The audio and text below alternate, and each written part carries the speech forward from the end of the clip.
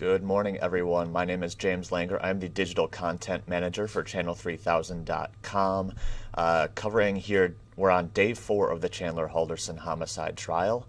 Getting a little bit of a later start this morning just because the attorneys and the judge sort of had to sort some things out in terms of what kind of things the media could show during this trial. Obviously, yesterday the jurors were presented with some pretty gruesome photos of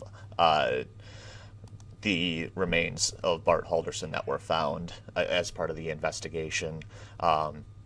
We as a news organization made the editorial decision in our newsroom not to show those images to you yesterday.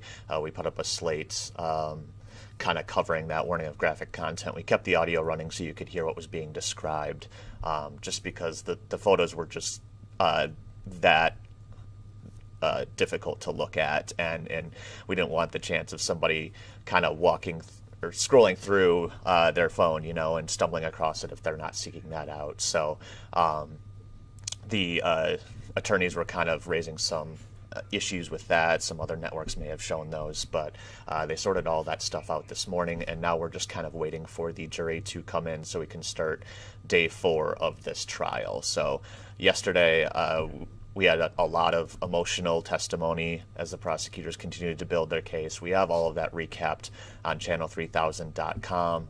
And as always, if you go to channel3000.com/Halderson, you'll have that full page there of the entire case.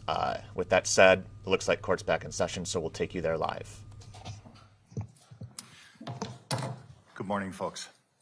My apologies on behalf of everybody for keeping you waiting. We had issues we needed to deal with. I can promise you we weren't out getting coffee. But I don't like it when you guys have to wait.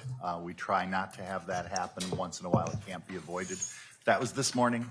So again, thank you for your patience as you were waiting to get started here today.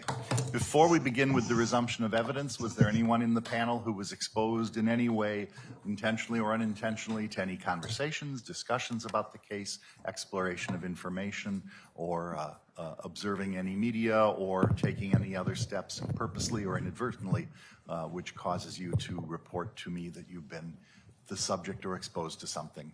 I see no hands. Thank you very much. We're going to continue with the state's presentation this morning. Attorney Raymond. The state is going to call Detective Liz Allen. You want to go see Randy? Do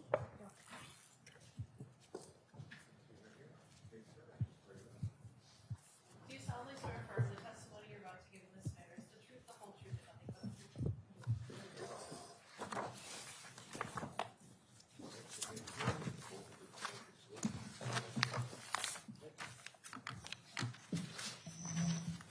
Detective, good morning.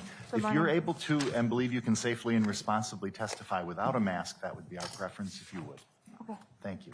And you can go ahead and pull the microphone up a little bit closer because the fans are on and kind of noisy. Okay. Go ahead, Attorney Raymond. Good morning. Could you please state your name, both first and last, for the record, and spell them? Elizabeth Allen, ELIZABETH, last name Allen, ALLEN. How are you employed? Directly in front. I'm sorry, what? How are you employed? I'm a detective with the Dane County Sheriff's Office. And were you employed in that capacity in July of 2021? I was. And during that time, did you at some point become assigned to go to the property on Irwin Road in Cottage Grove, Wisconsin? I did. Okay. And when you first arrived on that property, what, if anything, were you assigned to do? Myself, Detective Brent Baverstock, and Detective Tim Blank were doing a line search behind the shed where Cress and Dulce said they saw Chandler's vehicle. When we got to the property, we noticed what appeared to be fresh tire tracks as the weeds were kind of pushed down. So we did the line search where the tire tracks ended, and then once they ended, we went into the wooded area, and that's where Detective Baverstock found the torso. And in the course of this investigation, you also came across some items that turned out to be of note. Yes.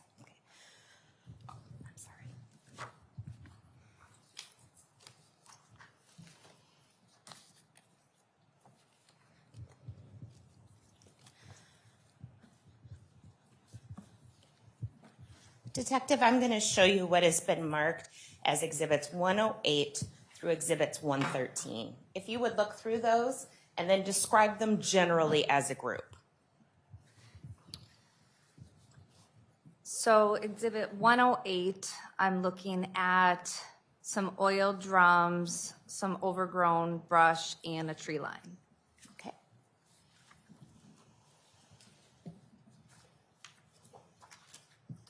Exhibit 109, I'm looking into the oil drum, which was previously described in the first one. Exhibit 110 or 110, you're looking inside the oil drum and you can see a pair of scissors, a sharp blade, and also a handheld saw.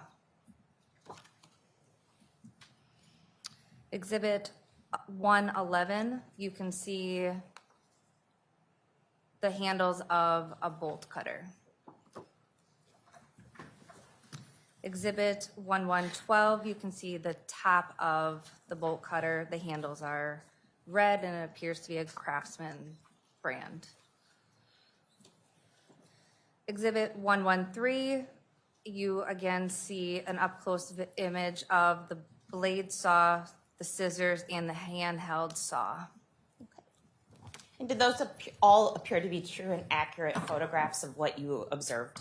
Yes. And the date you observed these, was that the 8th of July, It was. 2021? It was. At this point, I would move Exhibits 108 through 113 into evidence. No objection. They are received.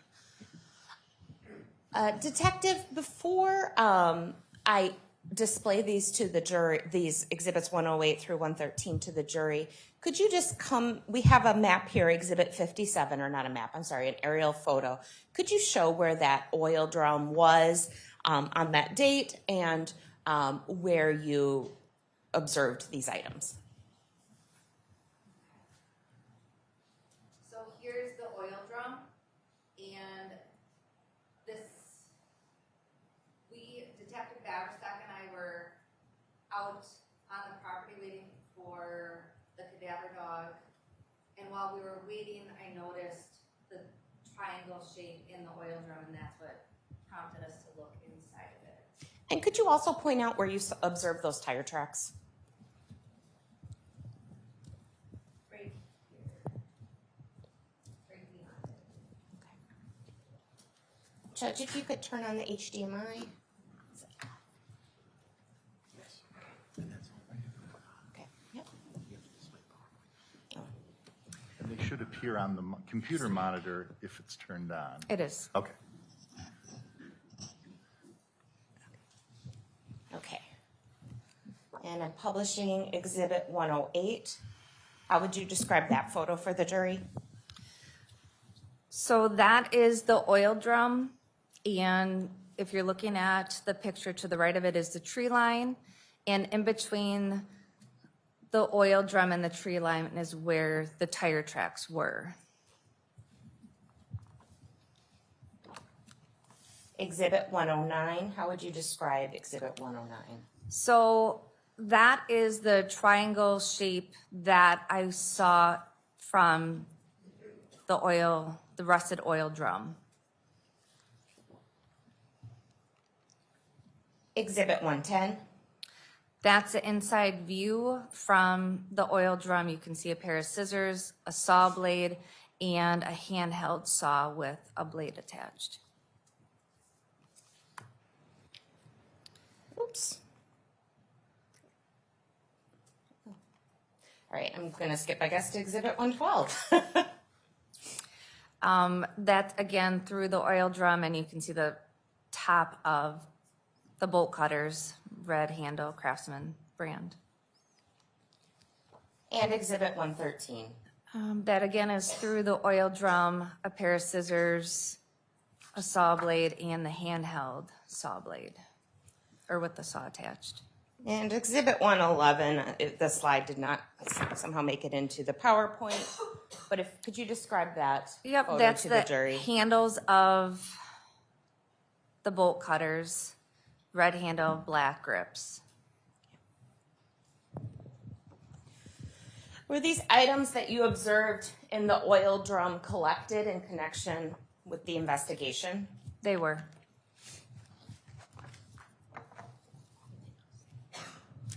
Nothing further of this witness at this time. Any cross-examination? Thank you. Good morning.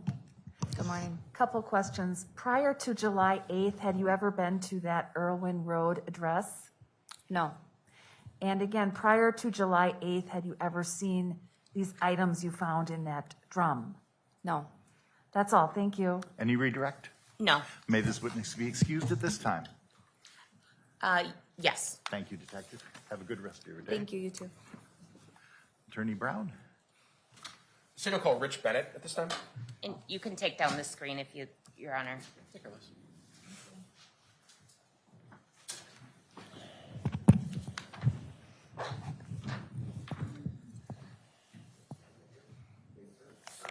You solemnly swear affirm the testimony you're about to give in this matter is the truth, the whole truth, and nothing but the truth.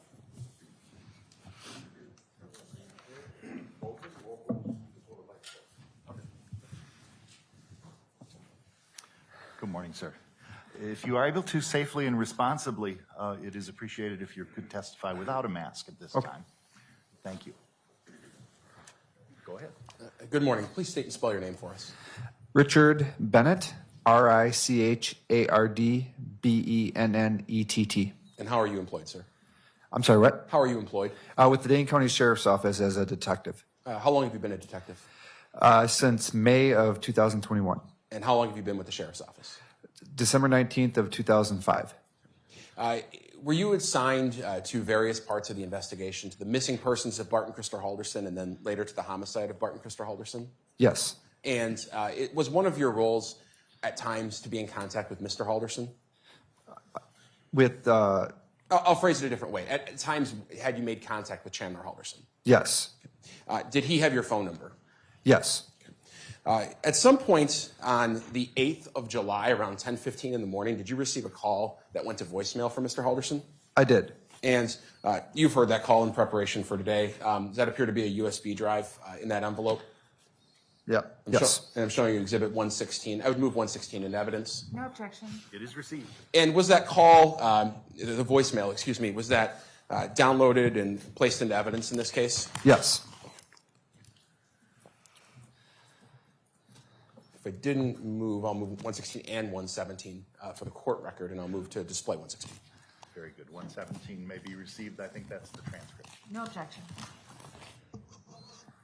Just 1 second. Just to confirm the date and time, I think you answered yes, but it was July 8th at 10 in the morning, 10:15 or so? Approximately, yes. Okay. We're going to play that right now. And Judge, if we could have the HDMI left again. Hi, my name is Chandler Halderson, and I haven't heard anything about my parents since, and I've heard everyone's been talking to my brother and not me. And I'd like to hear something. If you could give me a call back, my number is 920-838-4549. Thank you. And was that the voicemail, sir? Yes. Did you in fact call him back, or did you not have that opportunity? I did call him back. Okay, and did you talk to him? I did. And what did you talk about? Similar to the content of the voicemail he left, he asked about updates and people speaking with his brother. And what did you tell him? I informed him that I did not have any additional updates based on any information that he'd probably already received from speaking with detectives the prior day. Okay. Were you yourself the main assigned case detective at this point? No. No further questions. Cross-examination? Detective, before calling Chandler Halderson back, you knew in your mind you weren't going to tell him anything substantial, correct? I knew that I didn't have any substantial information to provide to anybody. He was a suspect at that time? No, not to my knowledge. So on July 8th, to your knowledge, he was not a suspect? It was early in the morning at that point. No, I did not have any additional information from the night before. Okay, thank you. Any redirect? No. May this witness be excused? He's excused. Thank you so much, sir. Have a good rest of your day. And the next witness, please. I'll call Brian Shank back to the stand.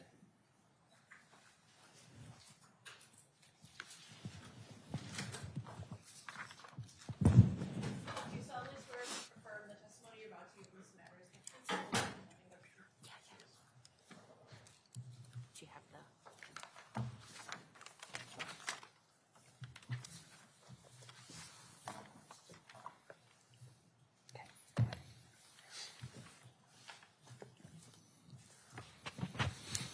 Good morning, Detective. I'm going to talk to you a little bit about some communication that you might have had with Mr. Halderson at this point. I know you've testified before. Just going to July 8th, so kind of the second full day of the investigation, the parents reported the day before missing. On the 8th, did you receive any calls from Chandler Halderson? Yes, I received 3 telephone calls from Chandler. And did you talk to him all 3 times? Yes. Okay. Approximately when was the first call that day? The first call was at approximately 11:30 a.m. Okay. And what, to your recollection, did you talk about with Mr. Halderson? Mr. Halderson wanted to inform me that he had spoken to the news, the media, gave some interviews on that. I asked him if he had any further information for us that he may have provided to the media that we didn't have at that point, and he said he did not. Approximately when was that call again? That one, I believe, was approximately 11:30 a.m. Was that recorded or not? That was not. The next call with Mr. Halderson, when was that? That one, I believe, was at approximately 1:30 p.m. Okay. And what did you talk about at that time with Mr. Halderson? Chandler told me that he had been searching around in his parents' bedroom, located a set of keys in his father's nightstand, the end table, that he believed were to the cabin. He told me that his brother Mitchell was on his way over to the Oak Springs home to grab those keys because Mitchell was going to drive up with his fiancée to the cabin to check it out. Okay. And around this time you got this call, were you aware that Dane County had asked Langlade County to assist in this investigation? I was. And what was the plan at that point? Were deputies from here going up there? Yes. I told Mr. Halderson that we'd like to be in contact with Mitchell as we were going to be sending 2 members of the sheriff's office up to assist with the search. I didn't want anybody going in or around the home without law enforcement present. Sure. And was that call recorded? It was not. Did something happen between the second call and, you said there were 3 calls, and the third call that day that was important in the investigation? Yes, we received information that Chandler Halderson was observed out at the farm in Cottage Grove near a wooded area. I also had just received, prior to the third call, information that torso was located in the area that Chandler Halderson was last seen. In your mind and in the course of the investigation, is that the point where this became a homicide investigation for you versus a missing persons investigation? Yes. So the third call, when was that? That one was approximately 3:30 p.m. Okay. And was that call recorded? That one was recorded. And why was that one recorded and the prior 2 not? At that point, Chandler had called me. We found a torso in the location where he was observed. It appeared to be a male torso at that time. Chandler moved from a person of interest to a suspect at that point. Sure.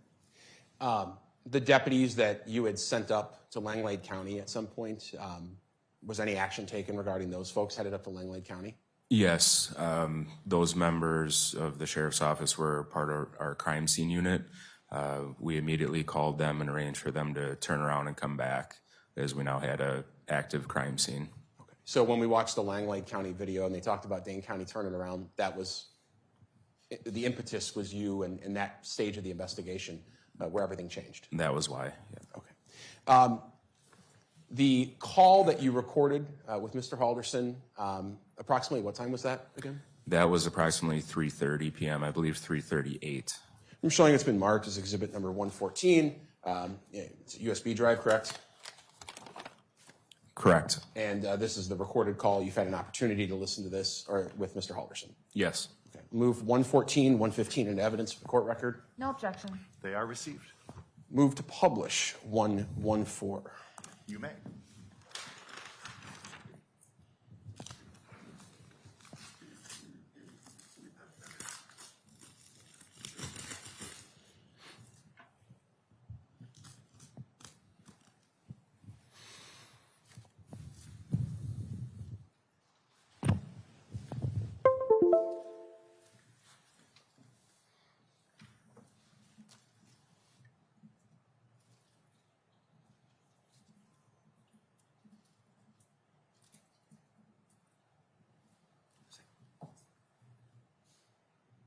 A little confused. I got 2 squads parked right outside my house, and they're not really canvassing. They're just kind of sitting there. Is everything all right? Yeah, I mean, they're in the area doing canvassing, and they're also probably doing a shift change right now, getting our second shift crew on around 3:30. Oh, there's 4 now.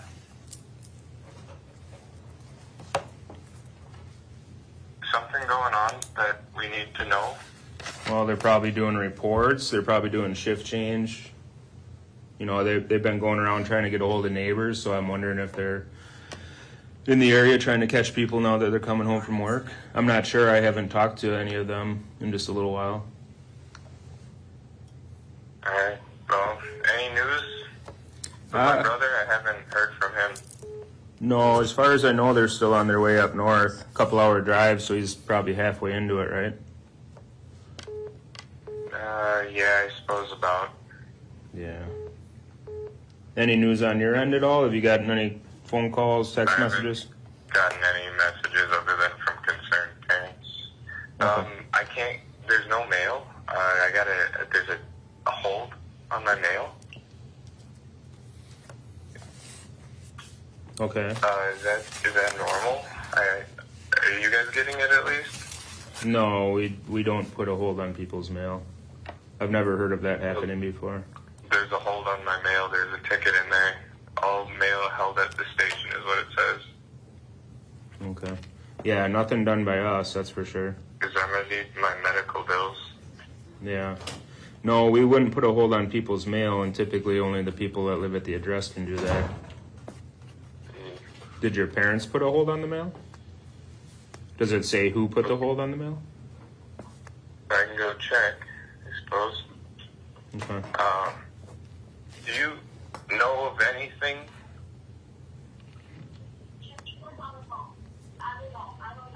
So, I don't know. It's kind of stressful. Sorry, so there's nothing new going on? Not that I'm aware of. Alright. Yeah. Who's there? Are you at home still right now, obviously? Because you're saying they're outside. Who's there with you? Yeah, no, they're not with me. They're just 4 squads just parked outside. Okay. Who was just talking in the background, Kat? Yeah, Kat's over with me. Oh, okay. Okay. No, I mean, I can definitely give you a call or message you, I guess, depending. What time are you planning on going to dinner? I'm not sure, but Okay. pretty soon here. Is it cool to call you? Hoping to hear from. What was that? Is it cool to call you while Yeah. you're at dinner? Okay. Anytime. Okay. Well, I'll keep you posted if I hear anything. I mean, obviously with the mail, that has nothing to do with us at all. I've never heard of a detective or law enforcement agency holding somebody's mail. You know, and then as far as everybody in the area, you know, you kind of had to figure we were going to be in the area all day today. Yeah, I was just wondering why there were 4 cars instead of the canvassing. Yeah. Any news about that blue house with the big cameras? The blue house with the big cameras. Is that the one across the street? Yeah, across the street, kind of in the corner. It's a newer house. I haven't talked to... I stopped by their house. Yeah, I have a detective that's getting footage from the area. I don't know exactly which houses he's gotten video from yet. But yeah, Sounds there's... like they downloaded all of it and already have it at IT. Oh, okay. So he's probably reviewing it now. Okay. Yeah, it takes time to go through those things. You figure you can only fast forward so much. Yeah. All right. Okay. All right, well, I'll give you a holler if anything pops up, and I'll give a call around and just kind of get a briefing from people up in the area. Yeah, I appreciate that. Okay. Thanks, Chandler. Thank you. Bye. Bye.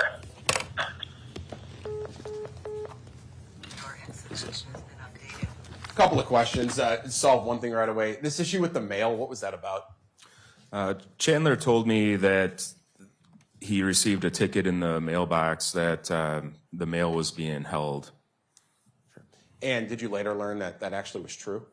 I did, yeah. Law enforcement does not have the ability to hold somebody's mail, so I didn't know exactly what was going on there. Throughout the investigation, we did learn that the Windsor post office had heard of the missing people, Bart and Krista Halderson, and put a hold on the mail for them at that point. That had nothing to do with you guys? It had nothing to do with us. Okay. There were parts of that conversation where Mr. Halderson asked about increased police presence or whether something new had happened in the case. At that point, something new had happened in the case, right? Correct. Why did you not tell him that, and why did you answer the questions in the way you did? So at that point, keep in mind, we had just received the information that a torso was located in the area that Chandler was at the farm. So in the command post, we're trying to arrange a lot of different things. A lot's going on. We're trying to, control that crime scene out there. We're trying to get our crime scene investigators back to the area. I'm trying to get detectives out in the area of the Oak Springs home. I was trying to ask Chandler who was at the house because I'm trying to determine, first if he's home, where he's at. Like I said, he was a suspect at this point, so I just wanted to find out where he was, who he is with. I didn't want to tip him off, that I had other areas or other officers converging into the area. Okay. What was the plan at that point following that call with Chandler at, you said about 3:30? Correct. And approximately how long before that had you received the torso news? It was approximately a half hour prior. So you're 30 minutes into knowing it's a homicide investigation. What plan do you come up with in the command post at that point? So we had already, like I said, called our crime scene unit back to respond to the farm. We had several deputies and detectives in the area of the Oak Springs address doing canvassing. We're contacting neighbors. We're talking to friends. A lot was going on in that neighborhood. So there was an increased police presence, obviously, throughout the investigation. At that point, a few phone calls were made just to have detectives and deputies more so in the area. And then, basically, I was trying to arrange for Chandler to come downtown to the public safety building where I was located so we could perform an interview. Sure. And was there anyone else you really wanted to interview that day? We wanted to interview Kat also. Okay. Kat Melander. How was that accomplished? What happened? So we had some detectives and also a deputy assist make contact with Chandler and Kat.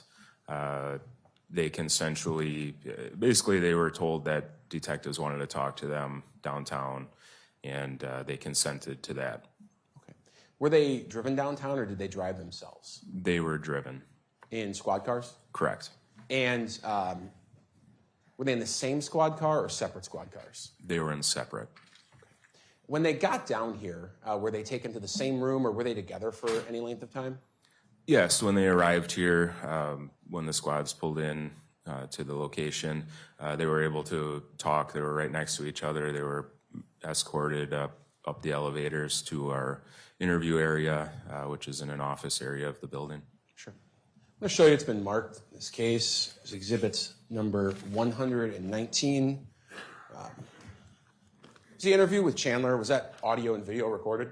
Yes, it was. And you've seen a copy of that in preparation for trial? Definitely. 119 appear to be a USB of that video? Yes. I'll move 119 and 118 for the court record into evidence. No objection. It is received. Move to publish. You may publish. While I'm getting ready to do that, interview rooms, they have cameras in them? Correct. How many cameras usually? There's typically 2 cameras. And when Kat and Chandler were brought into these interview rooms, were they walked down together? Were they walked down separately? How did that work? Yeah, so they would have came up the elevator together in the presence of law enforcement. You would walk out into a hallway. Kat would have went down the hallway to the left and around the corner. Chandler remained in that position because the interview room he was going to was right there. Okay. And sometimes there's a delay when people get put in the interview room for a few minutes? Yes. Okay, so if we start 8 minutes in, would you be able to represent that nothing notable happened in those first 8 minutes other than Mr. Halderson sitting there? Yes. Okay. And there might be a minute or two more right after that before you walk in? Correct. Okay. And we'll do that in 1 second. There's another detective that joins you in this interview, correct? Correct. Who is that? Detective Bill Hendrickson.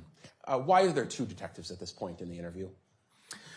We always have two detectives in interviews, a couple different philosophies there. My focus as the lead detective is getting the questions out to Chandler and observing his responses, but I also have to take notes so I can remember everything that's being said. The second detective is also watching the body language of the person, and they can also chime in if there's something that they feel I'm missing, maybe not asking the right question or asking the question in the proper way to get the answers that we're looking for. They can chime in and maybe clarify things for us. Okay. At this point, I think it would probably be best. We'll play this video. I'll move this exhibit as to not obstruct anyone's view. Approximately how long are we going to be watching this video, Detective, just to give everyone an idea of how long they're going to be moved? I believe the interview is approximately 2 hours long. Okay. So perhaps dimming the lights, Judge, would be appropriate. And we may see if we started on the record with the jury at 9:30. I don't know that we can go through the entire interview. We'll find out. Maybe we'll take a break during it if we at an appropriate point, so that we don't go much past 90 minutes in here and come back and finish up the remainder of the video before the noon hour. I mentioned we might speed up a little bit, but for instance, I'll just jump to 4:30 or I'll jump to 8 minutes and 16 seconds. That's just Mr. Halderson sitting in an interview room? Correct. Okay. Now, a couple of questions. Just first, Mr. Halderson is eventually going to move to that chair that's in the bigger part of the screen, right? Yes. And that's when you guys come in? Yes. Okay. We ask him to move to the other chair. But looking at that top left screen at this point, Mr. Halderson's there. It looks like he has a water cup on the table. He does. Okay. He's not handcuffed or chained to the floor or anything like that, right? No, he was down there consensually at that point. Okay. And you mentioned that as they walked in, Kat went to another room. If you're looking at that top left screen and you were to walk out that door, would Kat have been to the left or would she have been to the right? She would be to the right of the screen. Okay. So at least in your knowledge, the last time Mr. Halderson saw Kat, that's the way she was walking? Correct. All right. And there might be a minute or two here, but we're going to start playing at 8:16 and play through.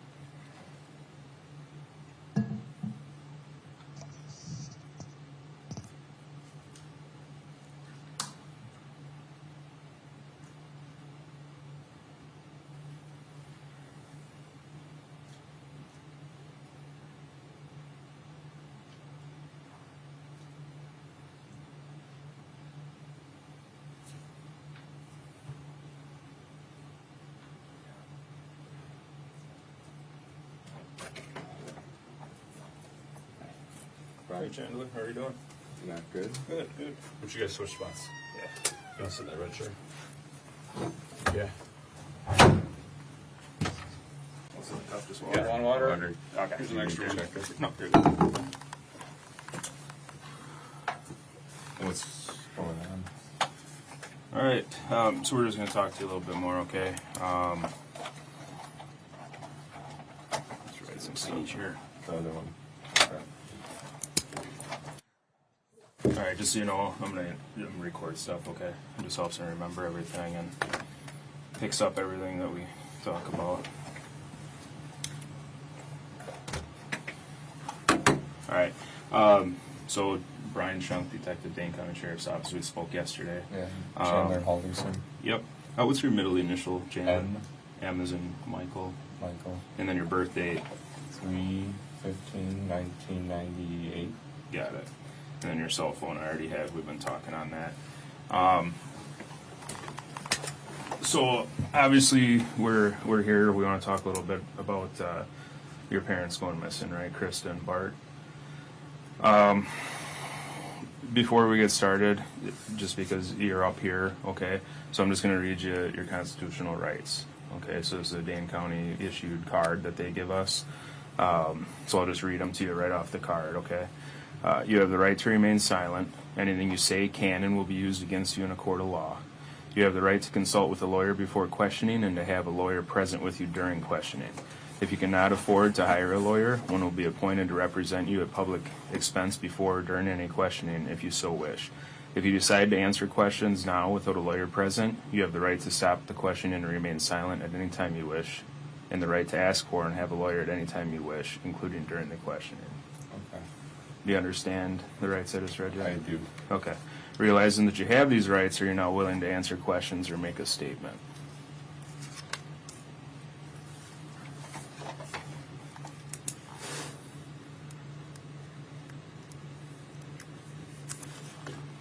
Just need a yes. Yeah. Yes. So yes. the second Okay. one. Okay. So I'll just read it again. Realizing that you have these rights, are you now willing to answer questions or make a statement? Oh, I will make a statement. Okay. So you understand them? You're I- willing to talk to them? Could I have the card so I could read it? I missed some. I'm sorry. I'm I can read still it. having a little bit of problems. The third one? All right, I'll read it. We'll just start all over. Yeah. Yeah, we'll just read them all Just- again. No big deal. All right. So you have the right to remain silent. Anything you say can and will be used against you in a court of law. You have the right to consult with a lawyer before questioning and to have a lawyer present with you during questioning. If you cannot afford to hire a lawyer, one will be appointed to represent you at public expense before or during any questioning, if you so wish. If you decide to answer questions now without a lawyer present, you have the right to stop the questioning and remain silent at any time you wish, and the right to ask for and have a lawyer at any time you wish, including during the questioning. Okay. So then the only two questions I asked were, do you understand? Yeah, your I rights? understand, and I am willing to make a statement. Okay, perfect. All right. So like we already said, I talked to you yesterday. So today is July 8th. It's about 5:11 now. We started talking at 5:08. So yesterday, July 7th, I came to your house where you live with your parents, Bart and Krista Halderson. And the reason I was there is you had gone to the Windsor Police Department and reported them missing, right? Yes. Okay. I didn't go to the department. I went to the office break room area. In the same building. I think it's mixed in with the city hall. Okay.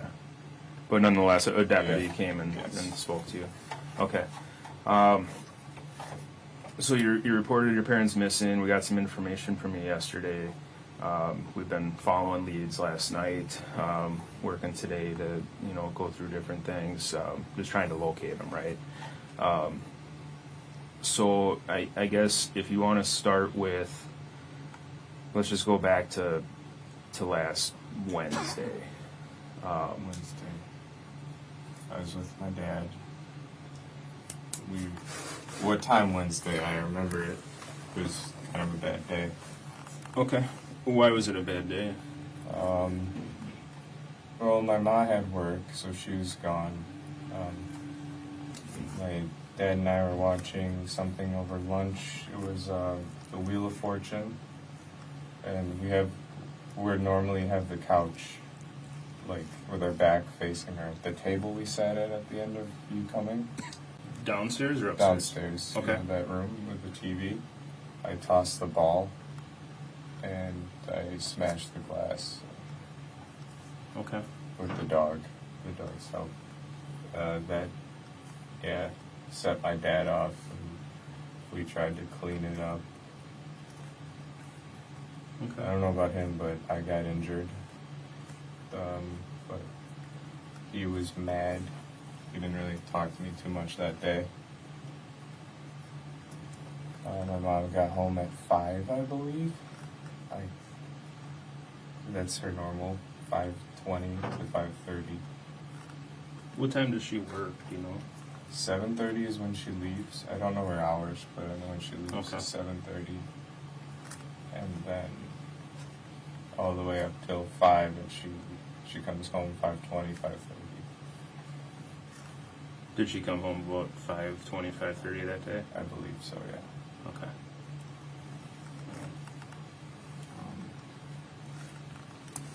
So you guys are downstairs, just to touch back on that quick. So the couch, so yesterday when we were down in your basement, the couches were In a bed. He helped me put him in a bed before. Okay. And Thursday, but they put it into a bed so I could sleep near the bathroom, and the dogs sleep in that floor. So okay. they'll be a lot better if they're sleeping on that floor. Downstairs floor? Yeah, Just cooler for them or something? kind of. Yeah. Probably. Okay. All right, so you were tossing a ball. What type of ball was it? It's this gross, hairy tennis ball that Oh, okay. Rizzo loves. All right. Just like a green tennis ball, like a normal Yeah, ball. Okay. with the squeaker, not Oh. like a tennis racket ball, but They don't chew Dog. those? My Tennis dog ball. chews those out of any tennis ball. They just chew the squeakers out and then they don't play with them anymore. All right, so you're just tossing that around, broke the fireplace glass. You said you were injured. What type of injury did you I got a pretty deep hole in my foot.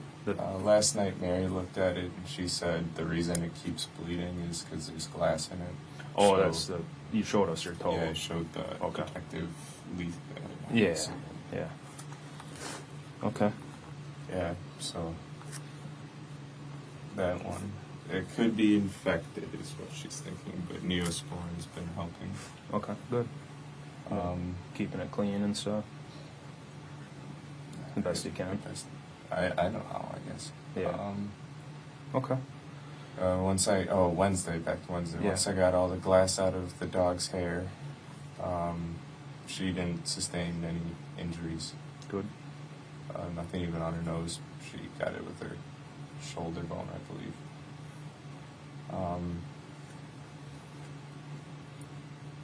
So glass dog. That was roughly around 2. And then the rest, he didn't really talk to me. I went back to doing like a job search, kind of just shitting my day away. Just getting games, YouTube maybe. That's when I came across one of the jobs I liked. Then 5 o'clock rolled by and Mom came home. Dinner, What do you guys have Wednesday night? I couldn't tell you. Okay. Who made it? I think it was probably just stuff from the fridge. Okay. I think we all did our own thing again. Sure. By the way, a detective at my house said something's happened, and while we were leaving, people were going inside. Is there a warrant for my house? Should there be? No, I'm just wondering if Okay. can we go in? As far as I know, they were at your house and they were going to be there talking to you to ask if you would come up here and talk Yeah, to us. but Officer Haley just like walked pretty much in to the gate. You know, the gate on the outside. She just kind of walked in. I was wondering if Was that when you were getting your wallet? No, we were. I was in the car waiting to leave. I was just wondering if everything's okay because she Okay. said something's happened.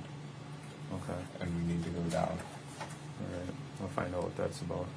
Well, has anything bad happened? Oh, Not sure. All right. So Wednesday night, Mom comes home. Dad was angry. Was he yelling, or what was? How would you describe Dad being angry? it was, he would yell if you said something to him, I guess. If you talk to him, if you give him his space, he'll be okay. So, Wednesday night. Wednesday, if you just give How him his was it that space. night? That's all we did. Just give him his space. He won't yell or do anything. Okay. That's all we had to do. Ma and I went to clean, do some laundry, make our beds, stuff like that. Who is we? Ma and I. Your mom. Okay. And that was Wednesday night. Yeah, that's, we had an early night. No TV that night. Gotcha. What time did your parents go to bed Wednesday night, do you think? I was in bed at 8. You were? Yeah. Okay. Yeah.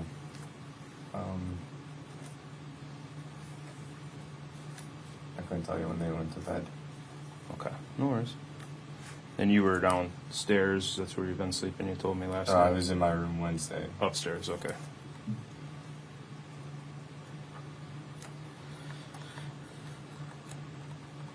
Gotcha. So, in the bedroom upstairs, and then you slept downstairs.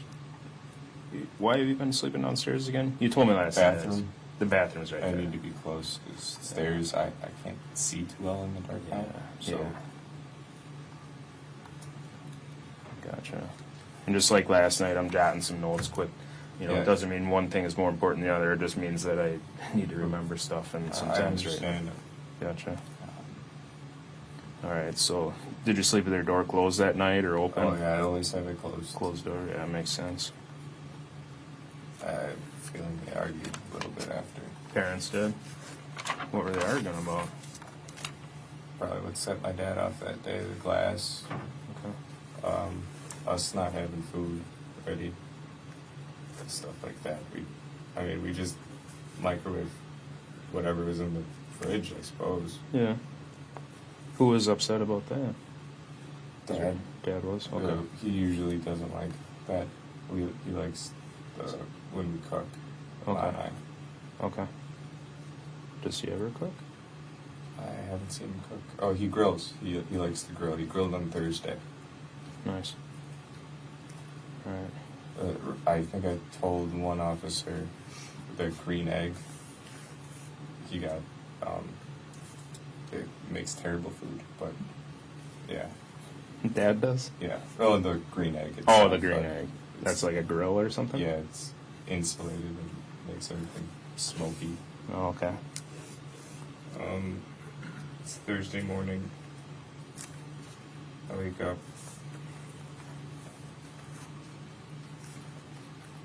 What time you think? 6. Okay. Dogs. We talked about that yesterday. 6 a.m. is kind of your deal, right? 6 a.m.? Yep. That internal clock now. Yeah. I haven't used things in a while. All right. 6. I don't often eat breakfast, so I kind of just stay in my room on my phone. Help my mom out getting ready in the morning. She left for work at 7:30. I got her whatever she had to do. What was it? It was meaningless tasks, like just daily, like pillowcase changes and sheet changes, stuff like that. You know, in the morning. Before work? Yeah. That's what we always do. Then she's gone. My dad starts the grill around 8:39 in the morning. To get the temperature right. Was he working from home that day, or? Yes. Okay. We ate the grill. Nothing really happened between that. We kind of either were outside with the dogs from the lighting of the grill, him going in, taking a couple calls now and then, or emails or something. But we just kind of watched the grill and waited to get it set steady at hamburgers for $3.50-ish. Okay. Then, so yeah, we just kind of waited. For the burgers? And then we ate noon 30.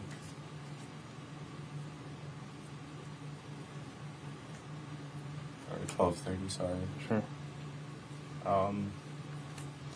Then we went inside and had our TV show again, Wheel of Fortune. So it was on around our time for lunch.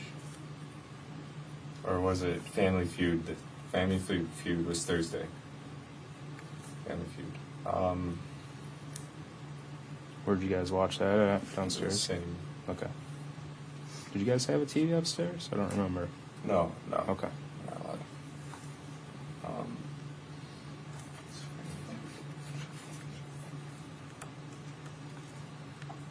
Sorry, I'm really trying to work memory. That's fine. Then, yeah, we went to go do our own things. I went back to a little bit more job searching. This time I branched into DeForest instead of just Windsor looking. He went back to work. We planned on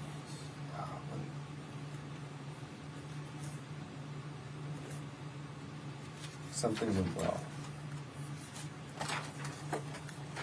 Oh, we were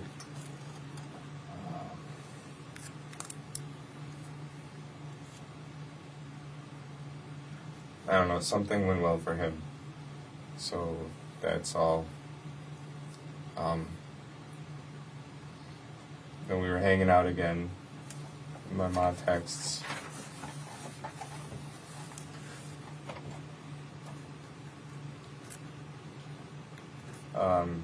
I believe I texted her everything's going well. His phone died, my dad. He didn't believe.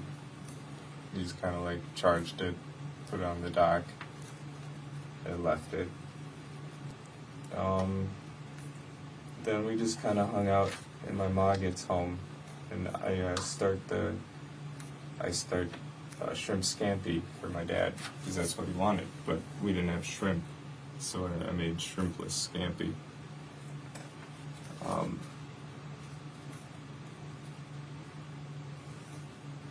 That's where they told me while we were eating it, they were gonna go with their friends, and I was like, oh, cool. Well, And they said they were going to the cabin. yeah. The friends, Well, okay. we're going up north. Up That's north how with they friends, refer okay. to it. Who said that, mom or dad? Ma. My dad doesn't talk while he eats. Okay. So there we are at Thursday dinner, up north of the cabin. My dad says, I'll need a set for pipe repair and gas. So I'm like, all right. I grabbed the pipe repair stuff from his plumbing chest, or plumbing box. It's like a tote of what you need for pipe repair. And 2 whatever jerry cans. I can't remember the amount, but they're red with the safety nozzles.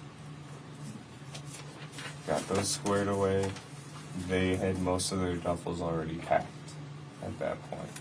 And we all just started bringing them down to the mud room with the shoes by the garage. Where you showed me him.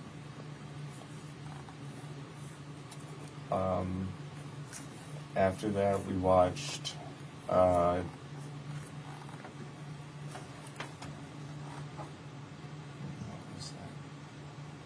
there's a Netflix original, 7 Underground, with a thrill-seeking, like, it's like they fake their deaths and they fly airplanes and they like fight at the evil of the world by being ghosts. It's pretty cool. I don't think I've seen that one yet. Who was watching that? The three of us. All three of you? Okay. All three. And that put it at 9. They had their drinks.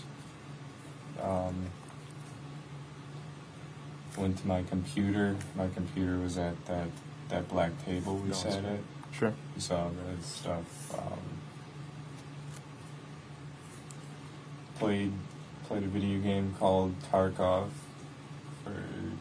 till midnight. Well, after midnight, maybe even. Kind of lose track of time. And my parents by then were asleep. We got their teeth brushed and everything.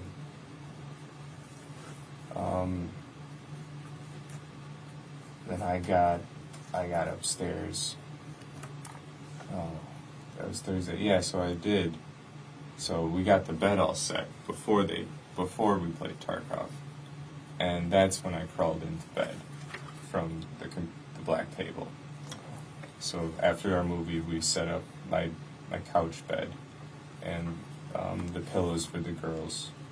Who helped you set the bed up? My dad. Dad, okay. Because he knew he was leaving and I would need that. Friday morning, I woke up. They had left with the stuff was all set out. I remembered the gas. I found the folding chairs that they wanted to bring, but they never brought them. I'm assuming they could fit them. They're big. So I put those away.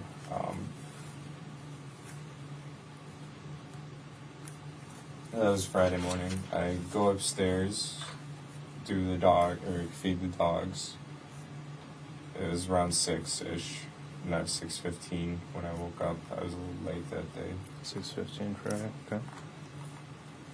That's just when I looked at my phone. Mm-hmm. Dogs. Saw my Ma's note, the insurance for my appointment. I just ate whatever's on the counter. I think it was cornbread.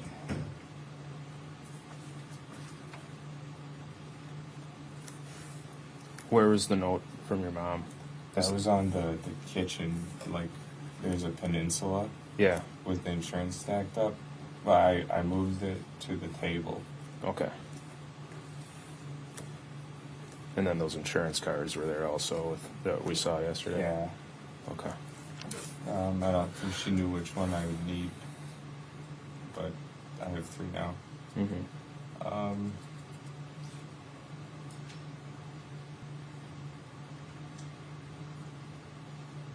Okay. Friday. Yep. So No, it was I Friday hung morning. out with Kat Friday night, I believe. What'd you do Friday during the day? Oh yeah, let's work backwards.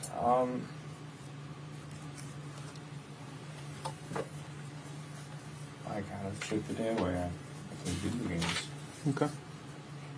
Parents are gone, why not, right? Yeah, I didn't do anything that I should have. I should have been cleaning and all of that. Well, the house seemed pretty clean when I was there. You see all the dog hair?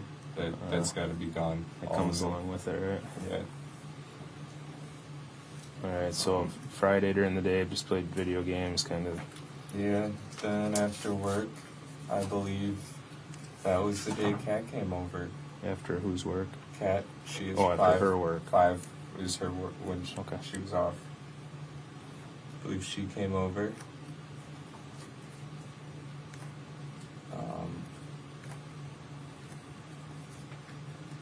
So she gets done around 5. The Okay. cat came at 5, you said? I don't think she went straight here after.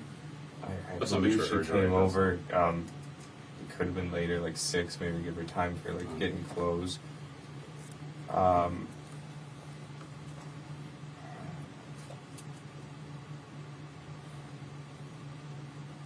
This is after work, did you say? Where's she Yeah. work at? She works downtown Middleton Oh, as okay. a farm tech. Okay. She, I believe she stayed with me on that couch that night. So she spent the night over. Yeah.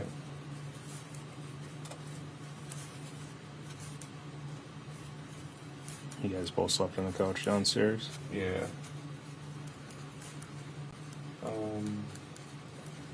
What'd you do before you went to bed? That was Friday night. That might have been my own night. I might be wrong. I'm wrong. Okay. I think I spent that night alone. I just kind of gamed online with some of my friends. Oh, I said Saturday night. I'm so sorry, guys. Yeah, no worries, man. So, one night, I gamed alone all night. One night, Kat spent the night on the couch. Oh, and Sunday, she spent the night in my bed with me. She helped me out. Sunday night, I know that because she didn't want to spend another night on the couch bed. She didn't like it. And she went to work on Monday morning. So that was my bed night. We, backtracking, one night she spent on the couch with me, with like the couch bed we've made. Mm-hmm. But one night I gamed all night, or all day and night, pretty much. And I'm pretty sure that was Friday night. And let's go with Saturday was my night alone. Okay. So Friday, we believe she came over. Yes. And then Saturday was the game night. Yes. So backtracking to Friday, when she came by, we actually we just Bright. No, not Bright. There's this movie or a TV series on Netflix. We watched pretty much the entirety of that into the morning. It was a apocalypse show. Okay. I don't know the name. What time do you guys think you went to bed? We stayed up well until 10, I would say. PM? Yeah. Okay. It's gotta be at least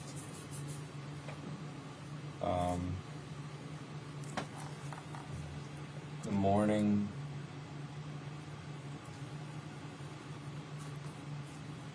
Saturday we didn't do much. She left.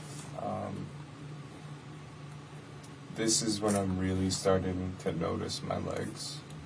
Okay. I'm kind of having the anxiety and all of that, like getting a little frustrated with myself and all of that. Like it wasn't too bad until like last week Tuesday when I started noticing it, and Saturday was like the peak, and it's kind of stayed out like this. Okay. Peak anxiety and this kind of like set me like to ask for some space, and I just kind of gamed Saturday. Couldn't tell you when I went to bed. I think I might have even stayed up till 2. Yeah.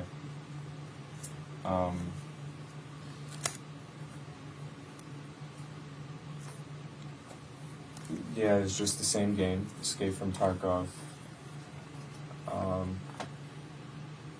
I couldn't get a hold of any of my friends to play with, unfortunately.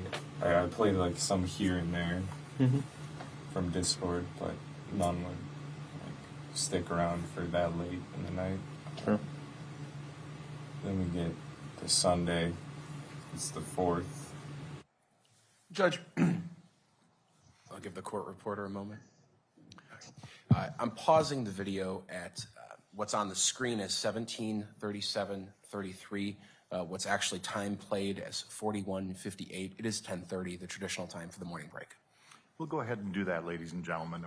When we come back, we'll finish up the video. I think it'll take us to the noon hour, but I don't want to go more than that time with you. So even though you've only been in this room about an hour, we'll take a 10-minute break so everybody can have a chance to stretch. All right, for the jury.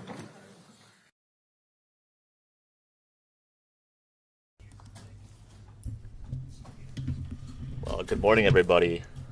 James Langer, Digital Content Manager of Channel3000.com here. So what we've seen so far this morning is a couple of witnesses called to the stand from the sheriff's office talking about their investigation and their involvement. And really what we're diving into now is the entire 2-hour-long police interview of Chandler Halderson when they took him and his girlfriend downtown on the night of July 8th. So we're seeing the whole thing here. So they're kind of, starting with his account of events again in the days leading up to his parents leaving and the weekend after that. And we're up to about July 4th in that timeline now. So that's kind of where they're stopping for their mid-morning break here. So I'll just kind of recap what we have seen so far, just in case you're joining us a little bit late or missed part of the video or what have you. So, yeah, the night of July 8th, the evening of July 8th, I should say, Chandler was at his parents' house in Windsor around 5 o'clock or so is when the tape of this interview starts that evening. They had been at the house, but deputies had come up to the residence and basically asked him and his girlfriend to come with them downtown to answer some more questions. Chandler did not know at this time that they had already found the remains of his father at the farm in Cottage Grove. He had kind of asked if there was anything going on. We heard from one of the detectives, too, that Chandler was in constant contact with him that day, calling him 3 times. But sometime between the second and third phone call is when Chandler went from a person of interest in this case to a suspect. And that's when they decided to record that third phone call. Chandler had called and asked, hey, there's a couple of squad cars parked outside my house now, and don't seem to be doing anything. That had him a little concerned or questioning what was going on, if there had something been developing in the case that he didn't know about. The detective had told him he wasn't aware of anything, but he later testified this morning that it was about a half hour before that phone call that he had heard from detectives in the field that they had found human remains. And so that's kind of the point where they set a new phase of this investigation into motion, where they started treating it like a homicide case instead of a missing persons case, and they started treating Chandler as a suspect. So they had that phone conversation, and then a couple of hours later they came downtown. A couple of deputies put them in squad cars and drove them down to Madison, the public safety building downtown here in Madison, and sat them both down for separate interviews. We heard Kat, Chandler's girlfriend at the time, testify yesterday about her experience with that interview. We haven't seen any video of that or anything like that yet, but now we're in the middle of watching this 2-hour-long police interview with Chandler Halderson. And if you've seen the criminal complaint for the case, you kind of know some of the details about what's going to be said here. We have those stories up on channel3000.com too, from the time when we first got access to those court documents and he was first formally charged. But what we've seen so far is, he's kind of recounting his story of that weekend, and already based on, what we've heard from previous testimony and other comings and goings, that there's a lot to his story that doesn't seem to add up.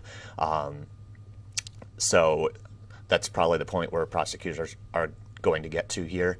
As the video continues to play and as we kind of go up into that lunch hour is when they anticipate this video wrapping up. So I guess just to kind of recap what he's said so far, he said he had an argument with his dad the Wednesday before they went missing. So I believe that would have been June 30th of 2021.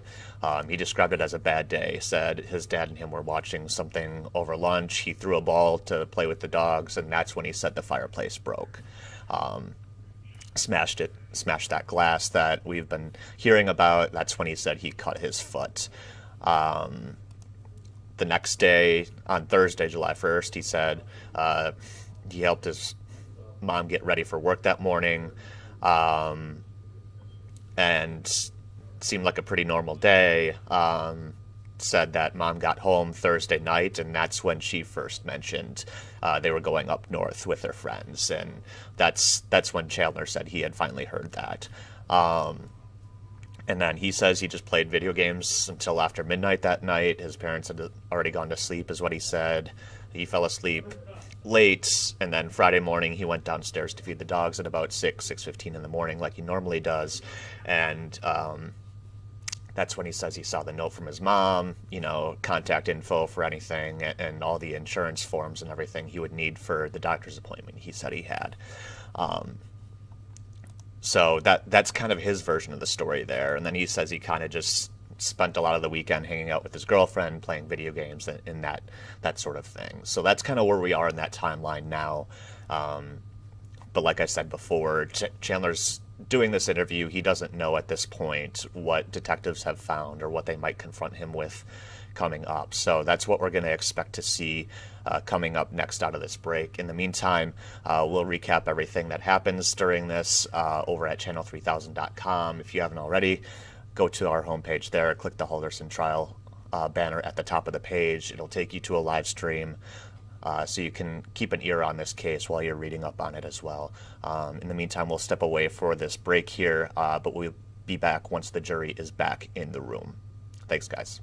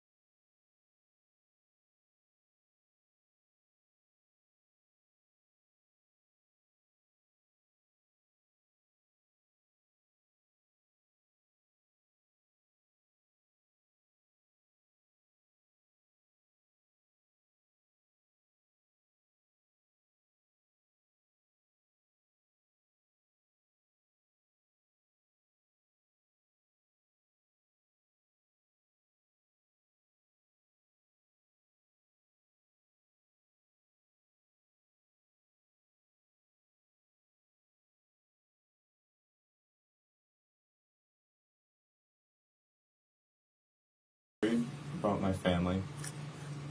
I think I called my mom. Oh, throughout I've called, I don't know the times though. Throughout the weekend, I mean. But I called my mom, I believe, in the morning. There's along those lines, and I get a text from her. It was a text message. It wasn't even a iMessage, so I assumed. She said White Lake today, so she sent it that day. I couldn't figure out where she was because it was a text. There was no iMessage, so I kind of just like left it at that. They're safe. They're alive. Then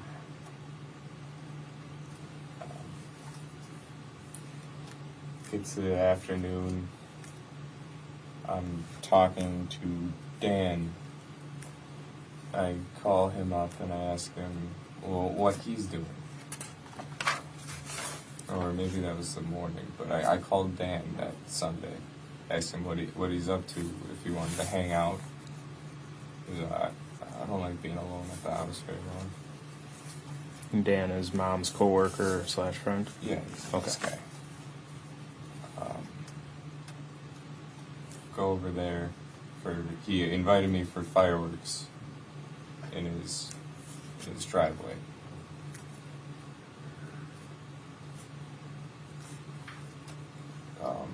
You said yesterday he lived in DeForest or Windsor, one or the other? Yeah, close. Okay. I could point it at a map. One or the other, I think it is. Okay. So, throughout the day, the dogs, it's just me and the dogs, the fireworks, and the dogs are like running around into things. I'm trying to keep them okay. All they're doing is knocking stuff over, spilled their water. They haven't eaten. They won't go outside for me. Even on a leash, I couldn't get them out.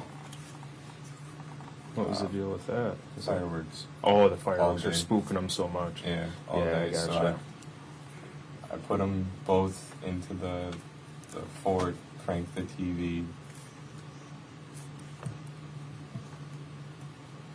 Did that seem to help at all with them? Yeah. Good. The loud TV helped. Rizzo doesn't like, or maybe does like New Girl, the TV show, so we watched that. It's the theme song that gets her, I think. She barks. So we watched that. Izzy fell asleep, so Izzy's the old dog, the older one. Yep. So then it's Sunday. Right, Sunday evening, Kat comes by to help me with the girls. So she wasn't there during the day? No, it was just me and the dogs. She left Sunday morning. Okay. From the... No, she left Saturday morning because I spent Saturday by myself. I see that. And then Sunday, it was just me and the girls till whenever Kat got there. We didn't eat together, I don't think.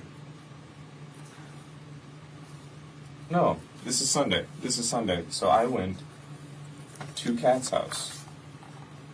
On Sunday? I actually, yeah. So that was Sunday morning is when I left the girls. So all of Sunday morning, I had the girls in the fort. We watched New Girl. I went to Kat's house Sunday to eat, but we ended up not eating there. We went to Cress's house. It's Cottage Grove or Cascade? No, Cedarburg. It's a sea town area. Okay. So where is it? Near? I've never. Cress. Whose house was that? Cress. Oh, Chris? Cress. So Cress is You just seen her in my phone? Yeah, I saw the calls to her. She That's helps your me out with everything. Cat's Mom's girlfriend. mom's girlfriend. Okay. Cat's mom's girlfriend. I try to talk to her as much because she's like, I don't know, wise, and she really helps me with what's going on with me. Okay. 'Cause I've been in a slump, I'd say. Okay. But All right. So So went to Kat's house Sunday to eat. What time do you think you went over there? Food at 3:30. That's what I said. So about 3:30 you went over to Kat's? Oh, I was at Kat's well before. I was out there noon. Okay. Noon, let's say. Noon. Where does Kat live? The east side? East side of Madison? Yeah. Okay. You know I'm sure I could look it up, but do you know the road at all or anything? Trafalgar? Or Andrew Lane? Trafalgar? Okay. I'll look it up. That's fine. So you met her Sunday about noon. What'd you guys do at her place? Well, she realized my legs, I wouldn't be able to do stuff with them. So her brother, and her brother's date went to a thrift store while she had me sleep. Just she just put me to bed and they went. And then they get home around 2:30. Kat and I rush back to my house, let the girls out, and we go back straight to the farm. Okay. Were you at the farm before you went to let the dogs out, or? No, we were at Kat's. It's like a duplex. So Kat's house Sunday around noon. You went to sleep with Kat, her sister, her brother, Kat's brother, and his date. Okay. Sorry about that. Went to a thrift store. Then we went to Cress's, and we ate. After that, James left after dinner, leaving his date with us, and we took a swim. After the swim, we left, went to Kat's house to drop off his date. The date stayed at Kat's house. I think the date is Rose, maybe, is what her name was. Rose. Had you ever met her before? No, this was a Tinder match from her brother, Kat's brother. Okay.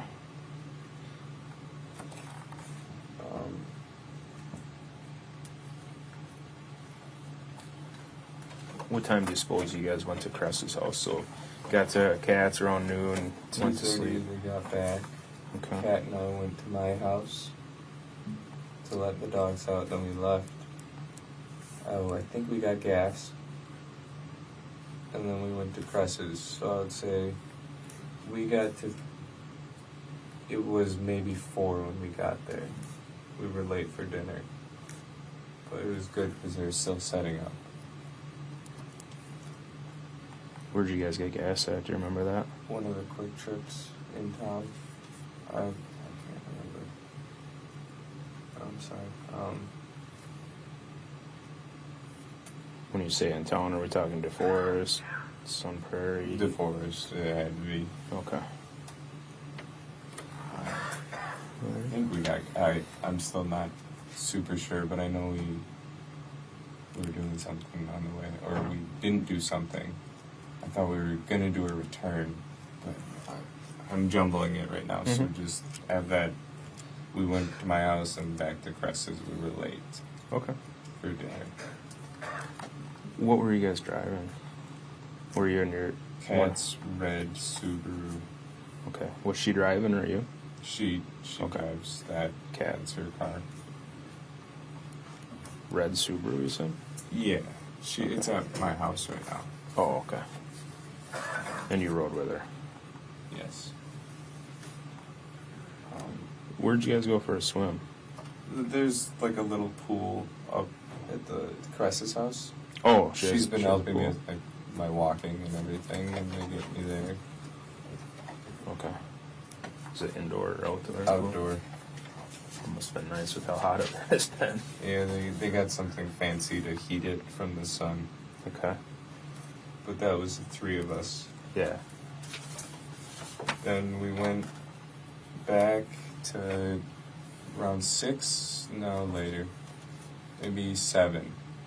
We went back to Kat's apartment, dropped off Rose, got Kat's dirty or wet clothes. She had wet clothes because she was going to dry them and we went to my house together. So Rose got dropped off at Kat's. Yeah, the duplex in the east side. Okay. Was James with you guys at that point, or? No, James left after dinner around 4:35. Okay.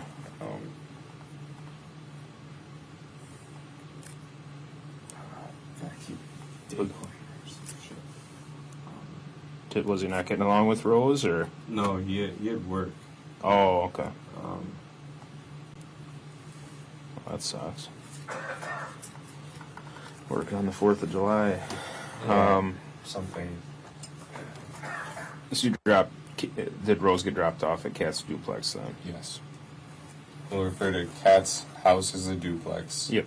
Cress is the farm. Yep. We grow berries. Yep. My house is my house. That's how we refer. Gotcha.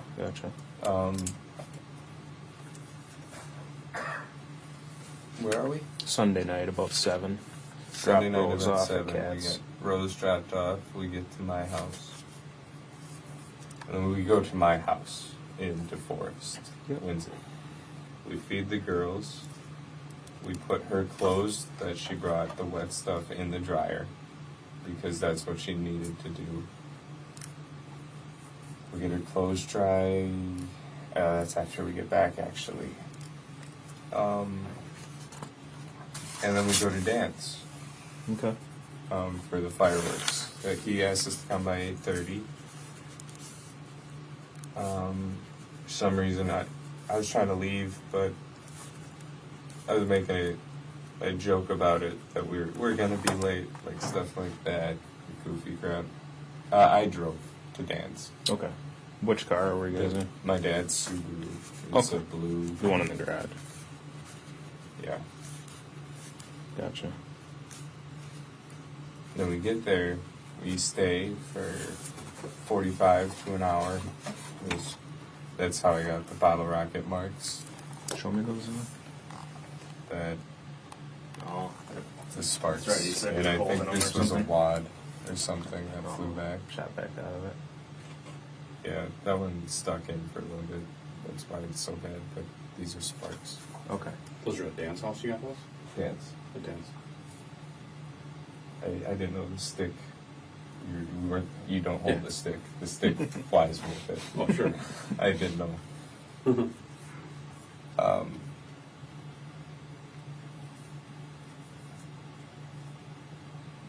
So you're over at Dan's house Okay. about 45 minutes to an hour. Yeah, get my hands a little bit.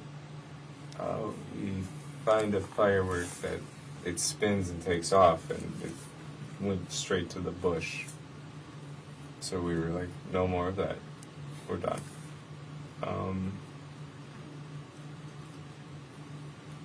Did it light the bush on fire? No, thankfully it wasn't hot enough for that. Good. After that, we cleaned. I gave him a bottle of wine as a thank you for letting us come. Thankfully, I still have a couple bottles at home.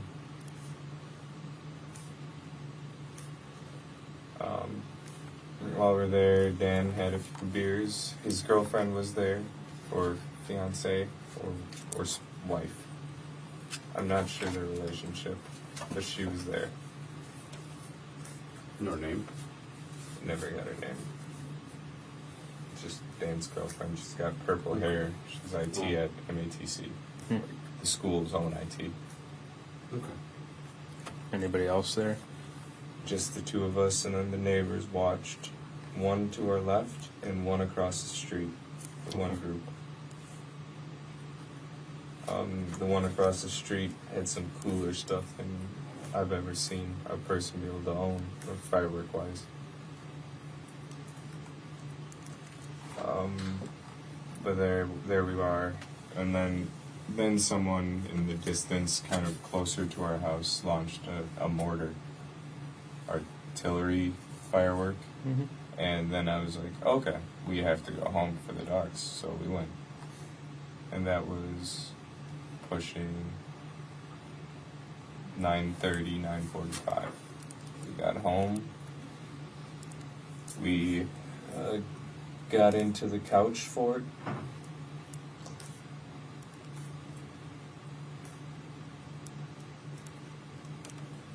And put on Daybreak was the apocalypse show. Daybreak.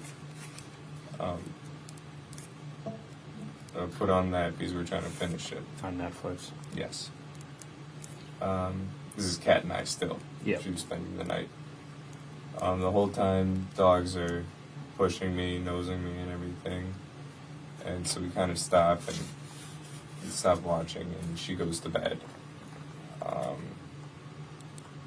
I'm trying to let the dogs out, or at least go back in a little bit. But the fireworks, they couldn't. We get to bed upstairs in my room because she doesn't like the couch, and she had work in the morning. Yeah. And I see that's 10-ish, 10:30, and the whole time the younger dog keeps jumping on us. So I leave Kat in the bed, and I go sit down in the couches and chairs down by the real dinner table. Mm-hmm.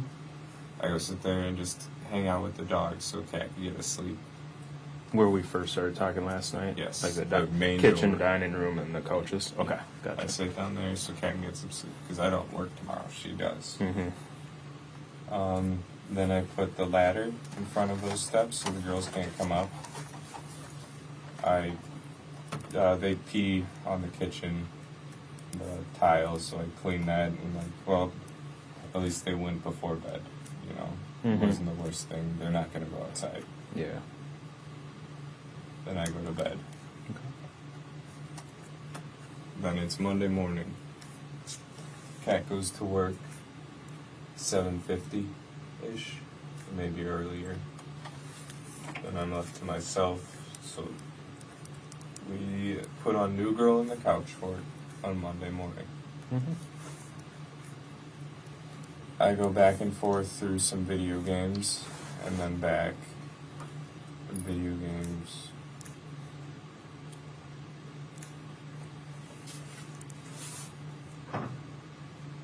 Back, and then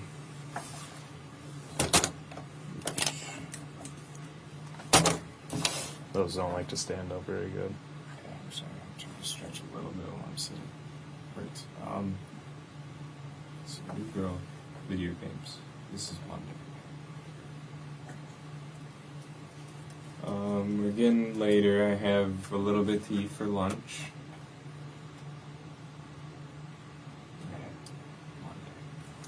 Well, at the end of the day on Monday, I did go, or the afternoon, I did go to the farm to talk to Cress and Kat's mom.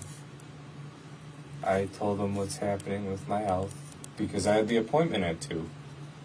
Did you go to the farm before or after? After, because Okay. I told them what happened to me. To the farm. And I told them the legs are probably going to be permanent, and the headaches should be fixed after the hemorrhage is cleared a little bit. So, now that I'm there, I talked to their mom, and Cress together. And I think Kat's mom is alright with me. I don't know, she wants me to move into the east side, Kat's house, Okay. and start paying rent as an apartment, because she doesn't like that I live at home. Does Kat live with their mom or? Kat has an apartment Okay. somewhere. Kat does? Yeah, it's by Mifflin, Okay. the Party Avenue. It's by there. Okay. So I'm there talking to their mom and Cress. Then I go up to have, a break down by their shed, and they go swimming. Right by the swimming pool is the shed, so they wanted to watch me, breakdown and all that. So after I noticed they're just watching, I just walk over to them. Describe your breakdown to me. I actually cried. Started kicking grass, just doing the toddler tantrum shit. Then I hopped in the water with them. Okay. So it was too late. I was in the water, and I realized Crest didn't have a top, and that was uncomfortable. But I talked to them more, and that's when she brought up the housing situation, how she doesn't like how my parents like are. I guess I don't know. She doesn't know them that well. She's never met them. Okay. Crest was saying that? And Kat's mom. No, Okay. Kat's mom is speaks his her first thought right away. Yeah. So they're offering me to get a job, live with them, work for them while I'm working, and pay rent. And that's kind of their deal. I would have like a month free of rent, or a month or two maybe if they're thinking. I could be able to borrow a car from Crest maybe if she's nice. Or not using it, I'd be able to go to work. Did she have a lot of cars or something? No. No? Okay. Just an extra one, probably. She stays at the farm. Okay. So if she didn't need it, I could use it Sure. to go to a job, or at least interviews. Yeah. Yeah. I was hoping for a job, near where I live, so I could bike. That would keep me, Yeah. these going. I don't think they can get worse, but I could keep doing it. Yeah. You know? Yeah.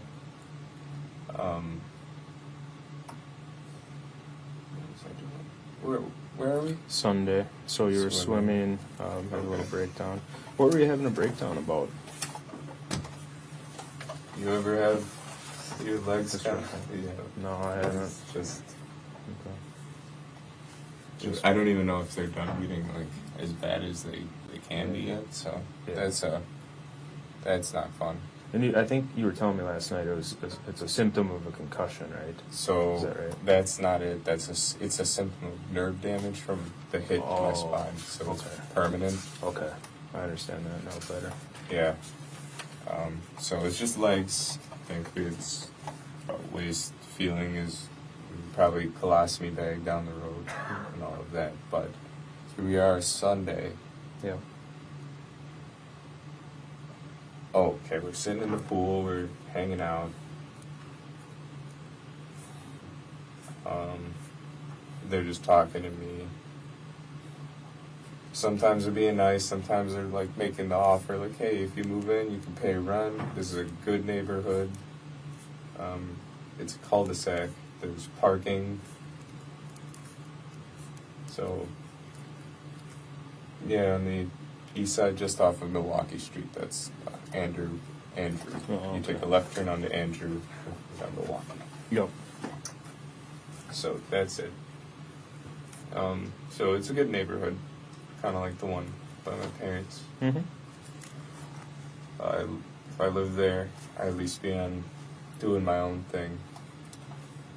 And then they're like, well, appreciate you stopping by. So I head out and I go, that was Monday afternoon, I go to dinner at Kat's house on the east side. Okay. What time do you think that was? Had to be 7:30. I left the farm, which was Cress's. 7:30 p.m. Cress's is the farm. Okay. So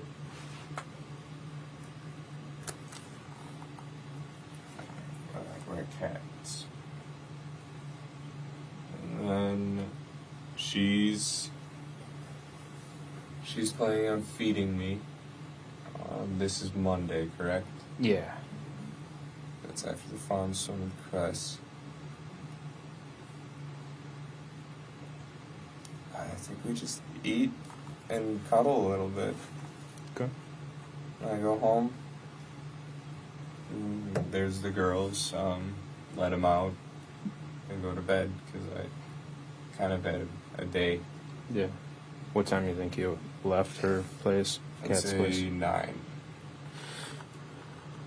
He left about 9. Okay. She didn't come with you. No, I was Okay. alone that night.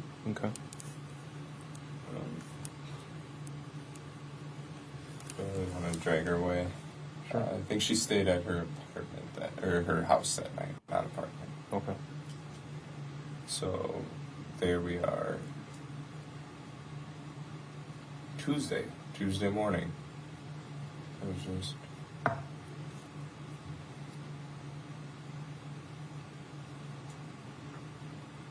can't remember Tuesday.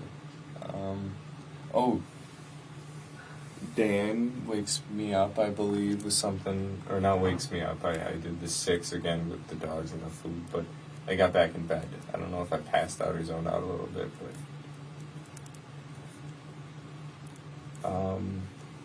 Dan is worried about my mom on Tuesday, I think. Did you call I or said text her? no word. My mom. I don't know if he called or texted. Okay. I think he just contacted. That's what I can think of. Reached out. Yeah, he reached out. Then I'm like, oh, it's Tuesday morning. They should be here.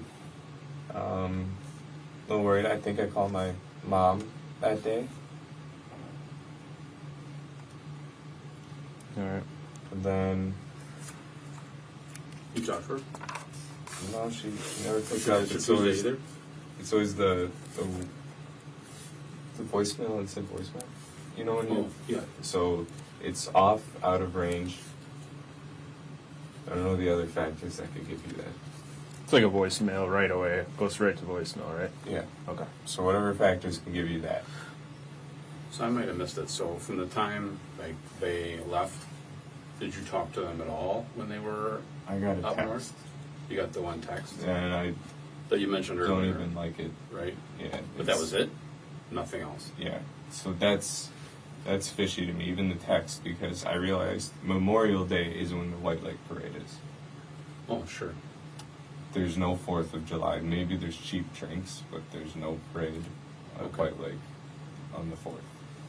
So, well, maybe there is now. I realize I've always gone on Memorial because that's the Sure. weekend I get time off from school and all of that. You don't get time off for the 4th. So basically, from the time that they're gone at the cabin and you're home, running around doing what you're doing, you just had one communication with mom. Yeah, that's kind of how Via I text. just assumed the amount of people, where they're at, and whether Sure. all. Well, I understand. I'm just all making added sure it up wasn't to more than one. Her not contacting, but this is the only text. Was there anything with Dad? No, I won't even bother talking to him. He wouldn't use his phone while he's up there.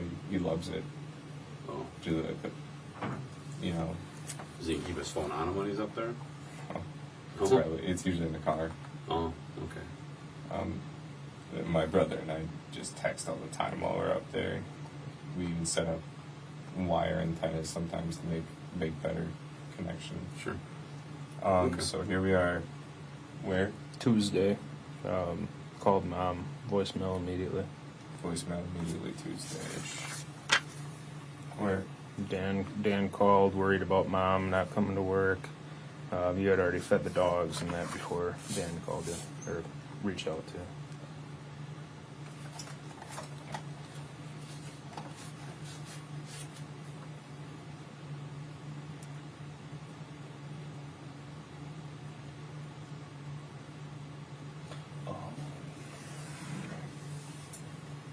So Tuesday.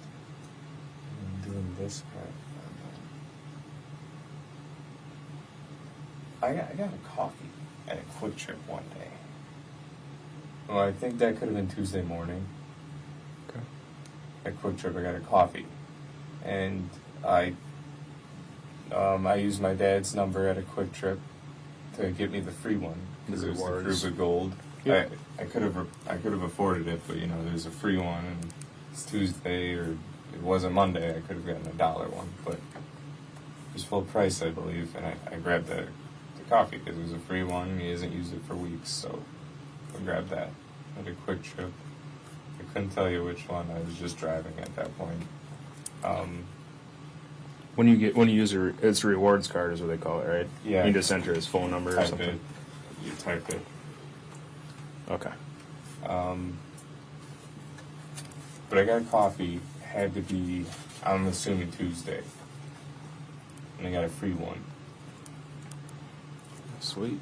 It was terrible. Oh, it was? I wanted to try Karuba Gold. Yeah. It wasn't bad. Then we're at Tuesday. Cat's working up, and I'm gaming, job hunt, and then I started trying to get the glass. 'Cause I've been a little lazy on the glass. I just kind of had chairs in front of it. I broom and, you know, a little sweeper holder. You know, you broom it into that Dustpan. Yeah. Tossing the glass into recycling. I get most of it. There's a bunch in the cracks of the stone that I'm picking out by hand. I think I didn't injure myself from that, but just yeah.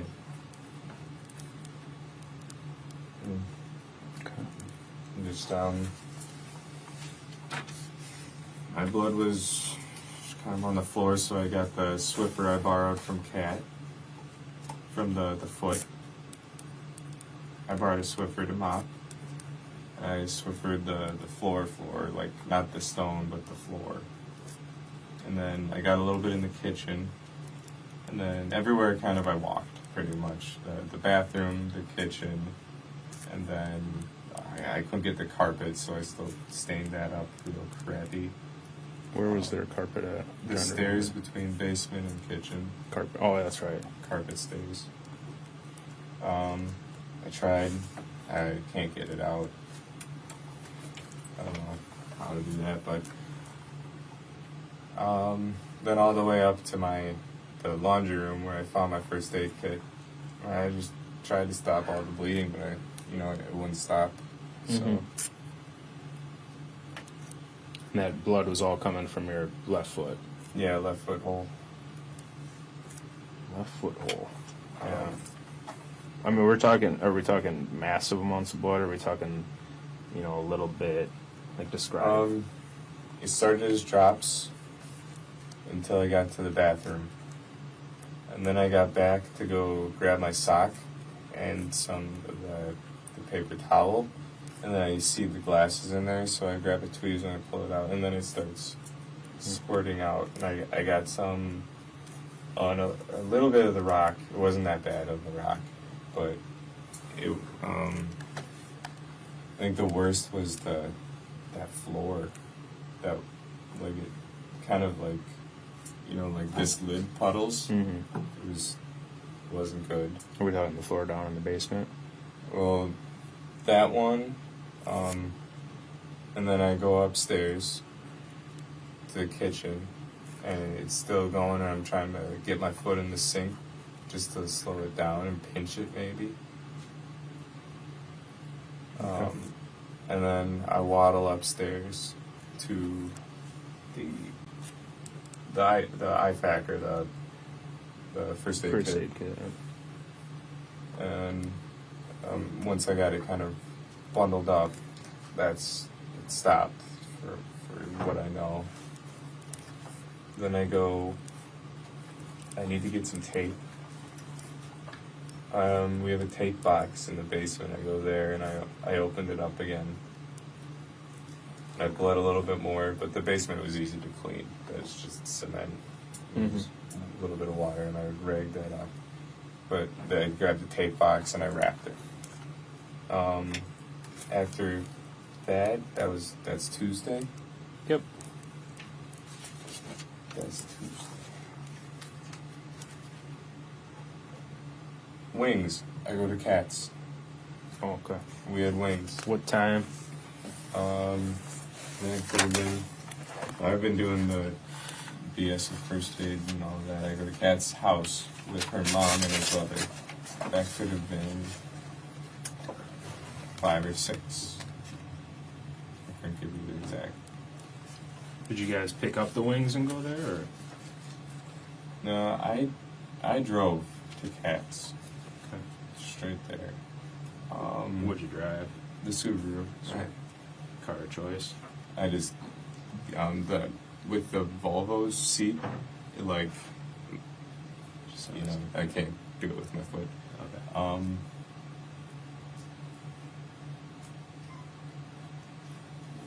So you're talking about wings. Did you guys go pick up wings, or? Yeah, so we get there, and we're calling around, seeing what's up. James is getting home with Jimmy John's. And we're like, oh, don't eat all of it. He's like, oh, I'm hungry now. Do all that post-gym crap. And, so he grabs, eats half of his sandwich, and then we go, Kat and I, the two of us, in my car, we go to Buffalo Wild Wings. Do you remember which one? I couldn't tell you. Okay. I don't.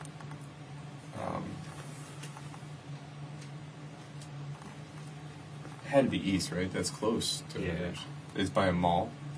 Probably East on then. It's Maybe. by a mall. There's a mall. We go in, we get the wings, we go out. We go to Cats, we eat. We watch this movie, Pretty in Pink or something. It's about a girl that likes fashion and goes to Harvard. So, Is that on Netflix or just normal TV?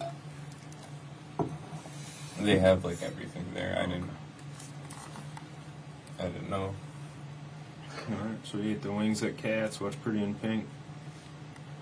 Yeah, it is a mom's choice. But the four of us, yeah, we all ate. Okay. And then went upstairs, laid down in our bed for a few minutes. Just letting the food settle, or Yeah. hanging out? Noticed she's kind of falling asleep. So I'm like, okay, I'm ready to get out of here. And I go home, get the girls all ready for bed, going outside, get them water. What time do you think you made it home? Say 9 at the latest. So girls, water, well, not really food, they've ate before, but water and play, like indoor playtime in the bathroom. Sure. So,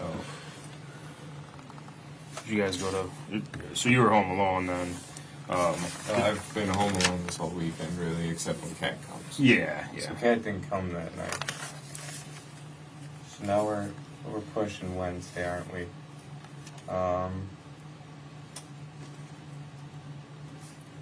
What time do you think you went to bed on Tuesday night?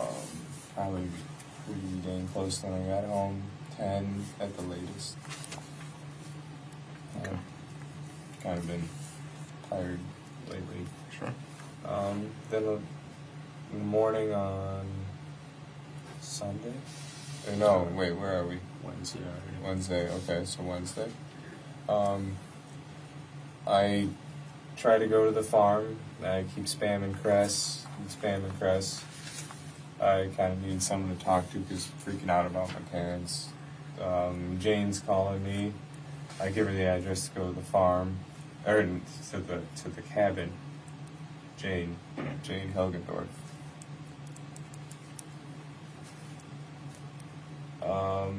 Never picked up from Cress, so I go home. Did you drive over to the farm, or? Yeah. Okay. Because she wasn't answering her phone, right? That's No, what I understand. got close, but then I realized I can't just show up. They'd shoot me. They don't know what I drive or what I look like with a hat on. They got guns over there, or would they actually shoot you? No, I'm just saying. Her dad lives there. He's 90. He got a buck when he was 95 or something. So I know if he didn't know who I was, he could have. Yeah. So he's old. But he can use a gun. That's why I wouldn't do that. Yeah. So Cress's dad lives there too. Yeah. Is it Cress's farm or dad's It's her farm? dad's. He built it. Oh, okay. And then She lives there. She's okay. managing the property because he's in a chair. Yeah, he's old. So then it's not really a farm. It's a Farm man. hobby farm. Yeah, okay, I gotcha. They I just haven't ever been there. Let before. wildflowers grow for the bees. That's pretty much it. And their own berries. But it's then here we are. I turn around and then Jane calls. I get a picture of the property at the cabin. And I see that. So I'm looking at the cabin. And then it doesn't look right. There's a birch tree in front. And I didn't like the look of it because that didn't just sit right with me a little bit. But it looked like tracks were pushed down into the grass a little bit. I don't know, from the picture. And Mike said there was like light tracks, like someone was there. Where was the birch tree at? It looked like it was in the middle of the drive. And sometimes we do that. We find a fallen log and we put it like a double door entrance. Mhm. So you go in from the gate, you park, you move the next, and then you drive. Yeah, sure. So that's like the only security we can get up there. We have done that before. The grass is overgrown, but that's from the storm and the fallen trees. You can't mow there because the flowers.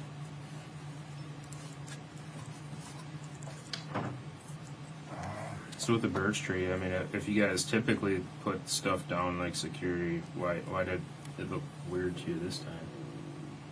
I've never seen that log.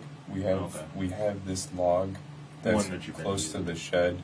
It's, I would say, closer to petrified than rotten. It's hard, like really hard. Yeah. I don't know what kind of tree, but that's what my dad and I use when we go. So you typically use the same tree. This one just seemed out of place too. Yeah, that's not the tree we use. Gotcha.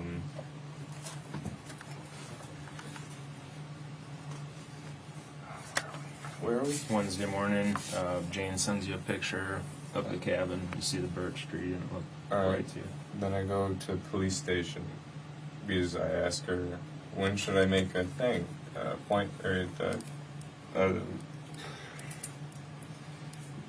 sorry. No worries, man. What? Wednesday morning, you said you went to the police department. Yeah, to make a. I'll talk to him about my parents. And then I met with 3 sheriffs that came. 3, you said? 3. There was a Seeley. He's bearded. The guy that drove me here, I'm not sure the name. And then Collins. She was also doing canvassing. Mm-hmm. So canvassing. So here we are, those 3. I get the questions answered. Then we go to my house. And then there's 3 more, the same 3 sheriffs. So they talked to you at the police station or wherever you. Yeah, I get information and stuff And like then that. they came to your house. Yeah. Okay. And that's probably about. Then I came a couple hours later. They were there questioning. You're here now questioning. Mm-hmm. And then that night, what night are we on? Wednesday. Wednesday night. I go to Dane and Mary's. Wednesday night. Wednesday night. What time do you think? They feed me. I had probably 7:30. And you said you went to. Dan and Mary Mary Sesto and Dan something-a-bitch. So Mary Sesto's house. Mary Sesto's house. It's on the same road. As pretty yours? much. Yeah. Okay. They just up the Around curves. the corner. For dinner you went there? Yeah. No, they just fed me. They didn't eat. Okay. They just wanted to brainstorm. Any good ideas come out of it? No. Okay. So you said We you went. only could think of Dan, and Dan's been here. Yeah. So you said you went to the police department to talk about your parents. What? Just tell me what exactly did they talk about your parents with the deputies about? Oh, we're making a report. A Okay. report that I thought I had to do that at a station. Okay. And you were reporting, like, what were you reporting exactly? I just want to write down and Yeah. have it on there. They're missing this. Okay. We're missing. Okay. Gotcha. And As far as you know, I mean, were you able to tell? We've gone into a lot of detail last night and tonight, right? yeah, Do you think that you gave them as much information as you've given me, or do you think that we've you kind of asked gone way into more questions. Yeah. You even asked about my injuries, Yeah. the bleeding, and the fireplace. Yeah. The sheriffs kind of gave what they need to make reports, and you just asked about like home life. Everything, right? Okay. So you got more in depth, Yeah. I think. Wednesday here we are, and throughout the weekend I've been calling. Mm-hmm. Okay. All right. I'm just kind of look at some things here. So we started Wednesday. Mom had work. You and your dad watched Wheel of Fortune. I'm just going to kind of read stuff back through a little bit, Yeah. okay? And we kind of ended it last night because I've been talking to you since then, so I don't think there's much else that I need you to tell me from last night. So watching Wheel of Fortune, you're on the couch, table downstairs, couch with the back to the table downstairs, and tossing the ball around for the dog and broke the glass fireplace. Your foot gets hurt, Dad gets mad. Right? Yeah. Mom left for work in the morning, comes home later on. Dog was fine, not injured at all. Was it the dog or the ball that crashed into the glass? Both. The ball bounced it, but the dog hit it with the shoulder. Okay. That's how it broke. The ball wouldn't have done it. Yeah, probably not. Okay. All right. Playing games, watching YouTube, job search. I'm just gonna, instead of reading out loud, just make sure I don't have any questions. You guys typically make your beds every day? Looked like they were made yesterday when I was there. Yes. Okay. We usually use sheets every few days in beds.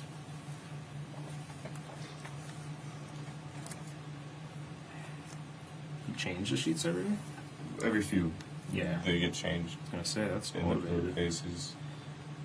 Or the dog hair, it's kind of hard to sleep. Yeah, they probably do have some pretty long hair. The heat they shed. But.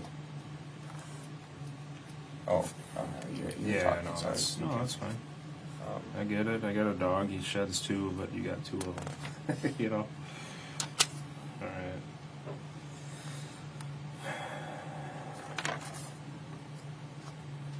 As far as the blood on your foot, how did you clean that up? So we were talking. You had blood on Swiffer wet jet. Okay, Swiffer wet jet. And where did you get that from? Cat let me borrow it. Where's it at now? I returned it. To Cat. Yeah.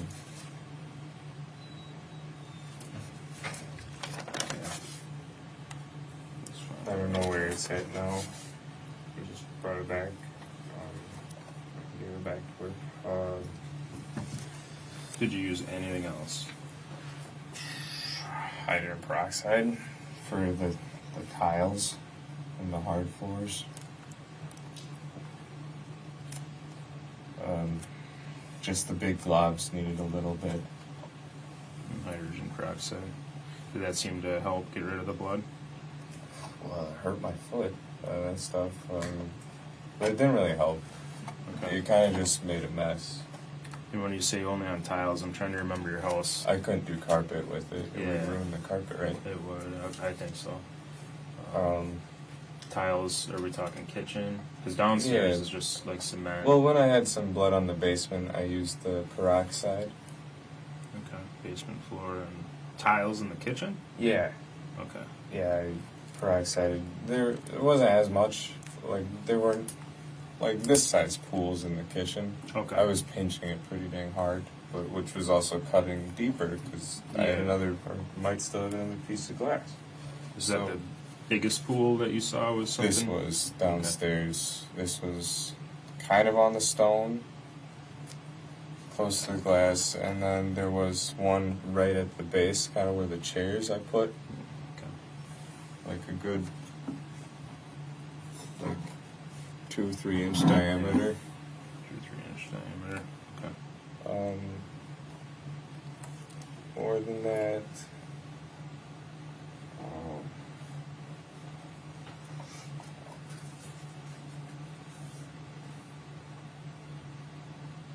Did you do anything to?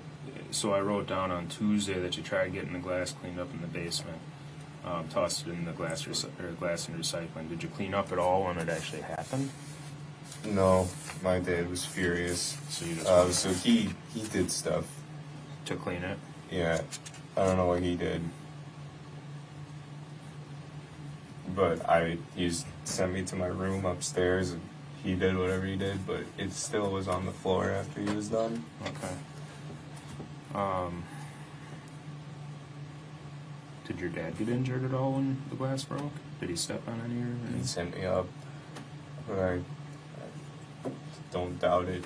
When he gets mad, he's not thinking. So we don't know if your dad got hurt. No. Okay. No. But my best guess is that guy reached in the fireplace and cut off his arm or something. I don't know.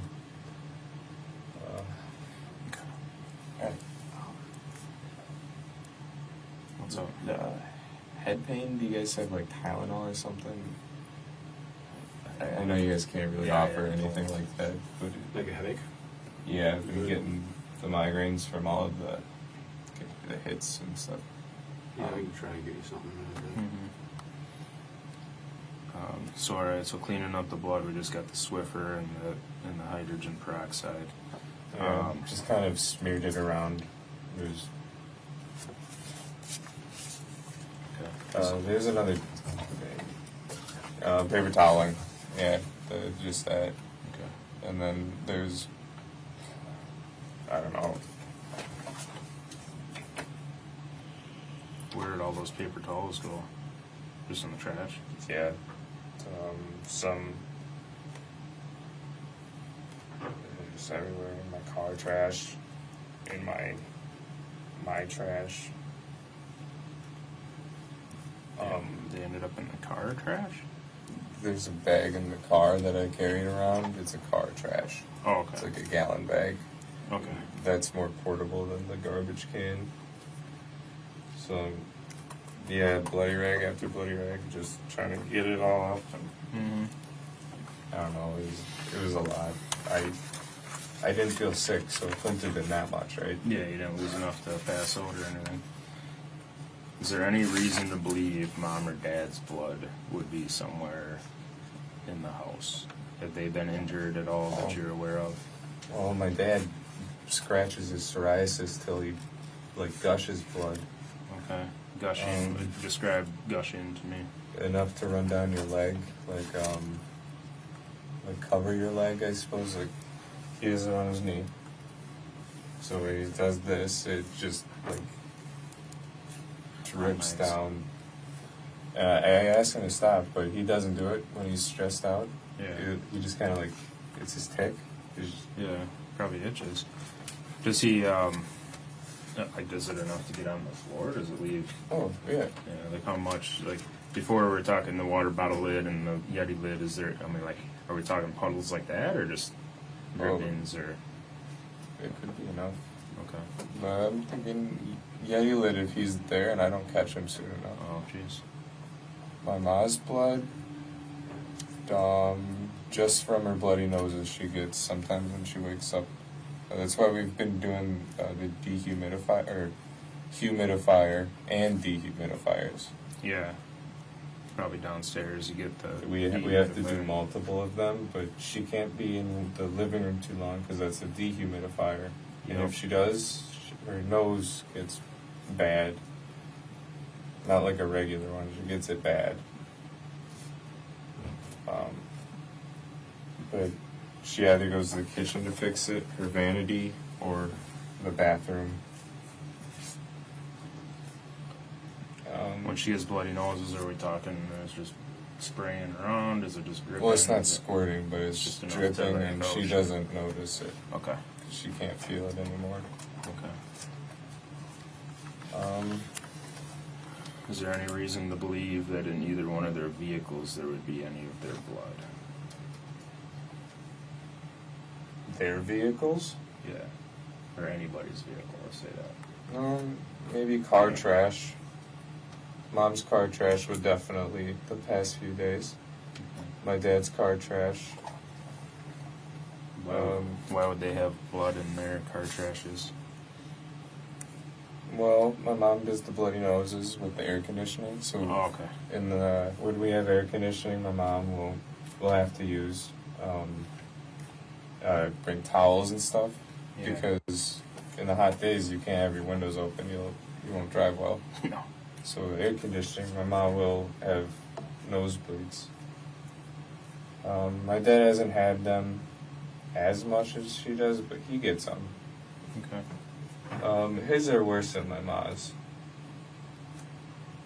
Does he ever get them in the house then, or? Mostly just with air conditioning, Okay. but sometimes with a dehumidifier. Okay. Me personally, just in air conditioning. Mm-hmm. I get them, but not as bad as my parents. It's not bad. Okay. All right.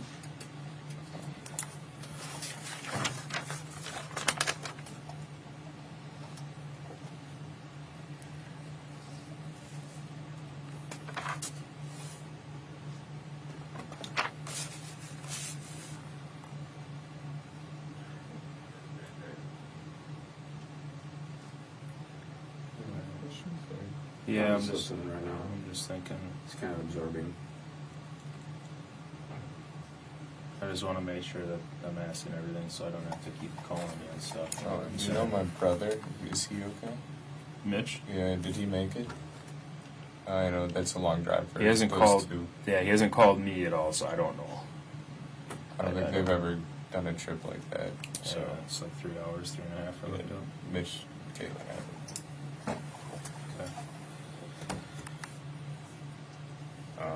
As far as up at the cabin, when do you think the last time you were up there? Personally, last year. Last year. Memorial Day, I believe. If it wasn't the weekend before Memorial.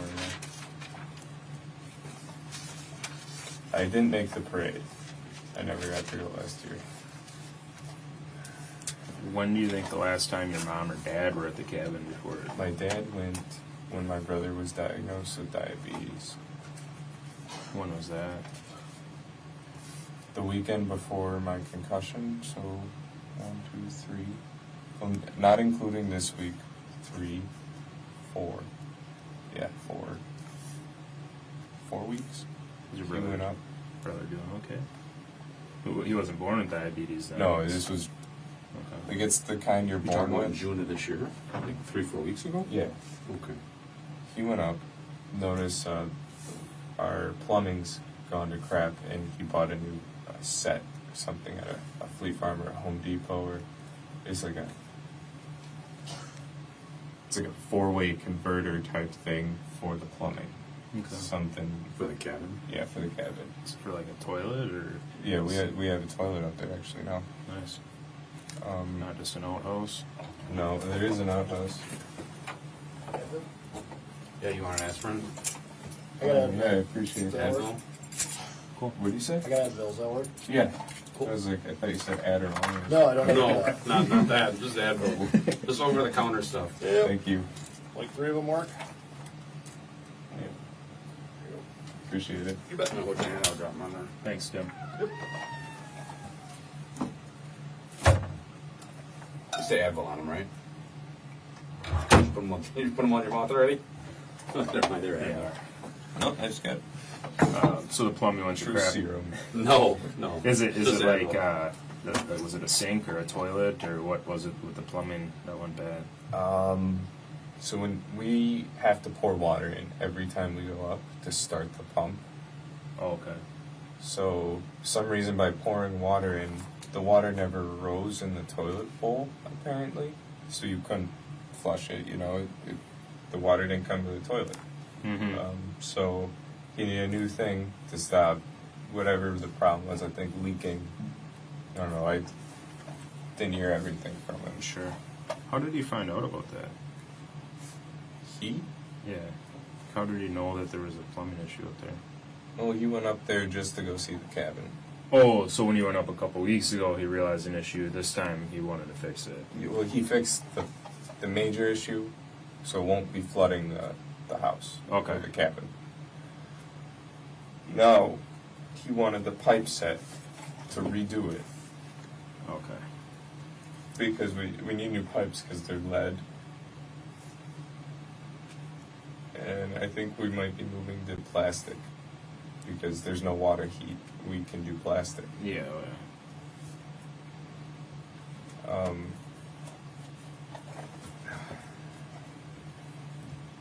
I'm trying to figure out what that part was. But that was when Mitch, diabetes, the number one. Did Mitch go up there with him when he No, went? well, my mom and I were kind of with Mitch all that weekend Okay, doing stuff. Dad just went alone. Yep. And then later that week, I had my fall, and I just started getting my memory back. Okay. So, Where did his mom been up there this year at all? Mom has not been up there this year.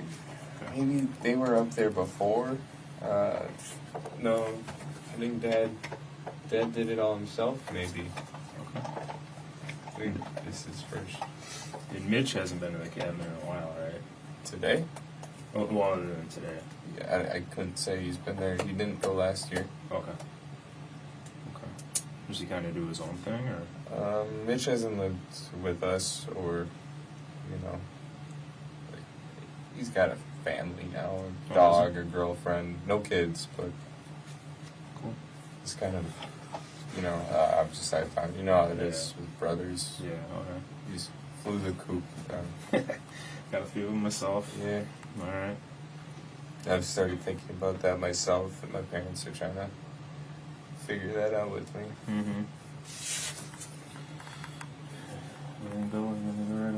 About that. We got all the background, I think, right? Yeah, I think so. So, I think it's time we start talking about what happened to your parents. Like the truthful version. Okay. Okay? So, we have like 20 pages of writing. We're gonna start with a clean, white piece of paper for you to start telling the truth. Okay. What? Because listen to me. This is the only chance you're gonna have to tell us the truth. Okay. Okay? What? Listen. I can't tell you what we know, but we know you're not telling us the truth. We know your parents are no longer with us. Okay? And we know the reason why. Okay? You need to tell the truth. Listen. You need to tell the truth about what happened and just tell us why it happened. Okay?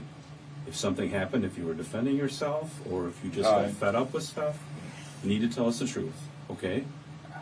This is your chance to tell us why. Okay? I'm not BSing you. Okay? So can we do that? Okay. They're okay.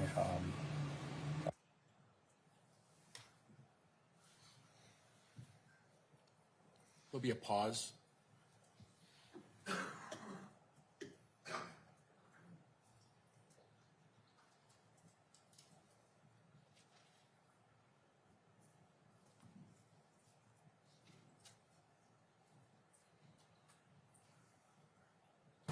You're under arrest.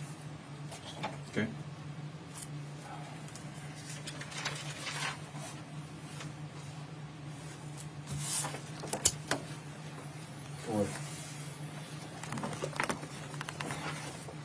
Okay. What happened? Okay.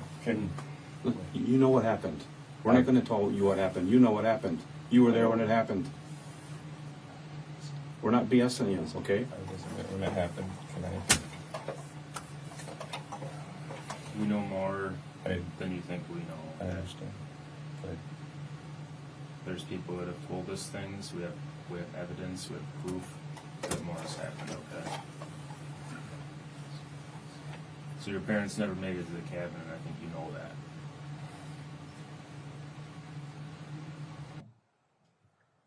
There'll be another pause. You want to stand up? Just come right over here for me. Do you have anything in your pockets at all? Wallet. Just a wallet that you just put in there. Oh. What's this right here? Vape in the coin purse. Okay. So they won't take the vape down in the jail. Okay. Where's your coin purse at? You just took it. Oh, that's a vape and a coin purse. No, it's in. Oh, in. I got you. So I'm just gonna go straight on that.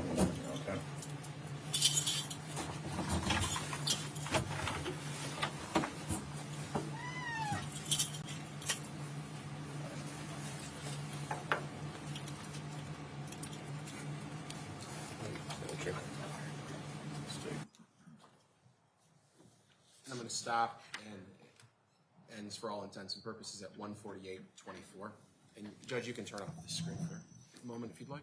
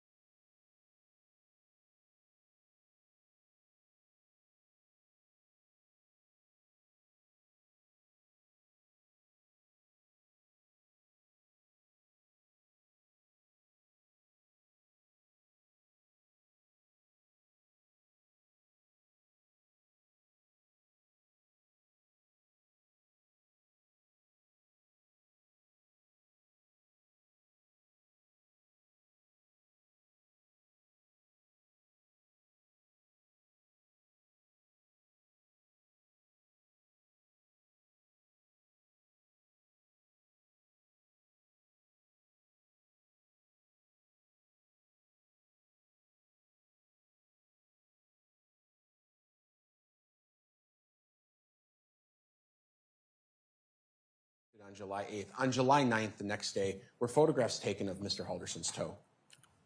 Photographs were taken of his toe, and I believe on the 9th.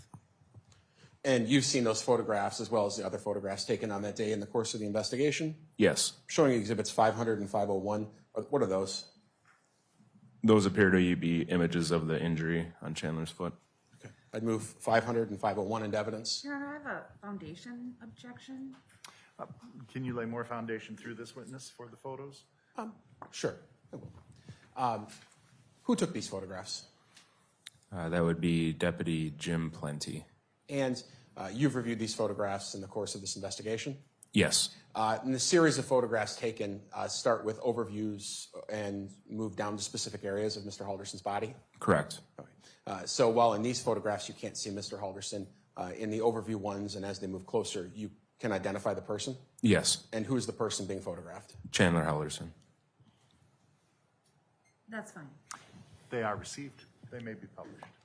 I'd move to publish 500 and 501. Give me 1 second. Sure. Would you mind queuing that up?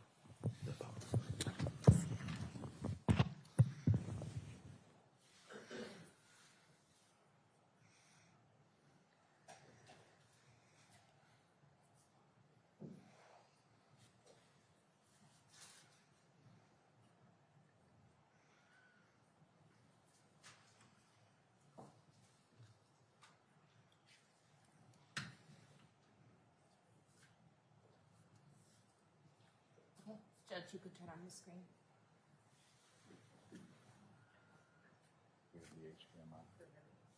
Are you all set for it? Yes. Oh, okay. Detective, I'm showing you what's been marked as exhibit number 500. Is that photograph taken Mr. Halderson's foot? Yes, 501, same thing? correct.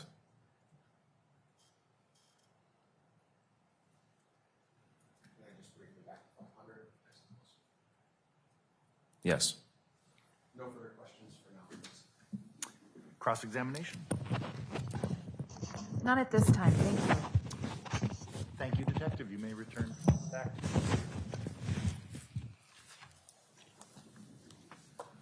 Ladies and gentlemen, this is an appropriate time to take our noon lunch break since we're about 4 minutes away from noon. It's 5 degrees outside.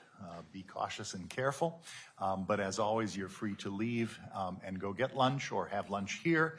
We'll resume on the record at 1:15. I want to make sure you have enough time for the break. Again, my thanks for your patience this morning.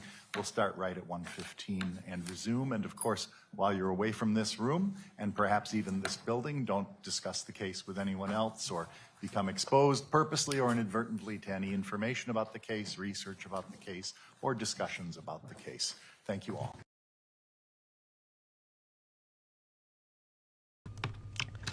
Good morning, or I guess almost good afternoon, everyone. James Langer, Digital Content Manager for Channel3000.com.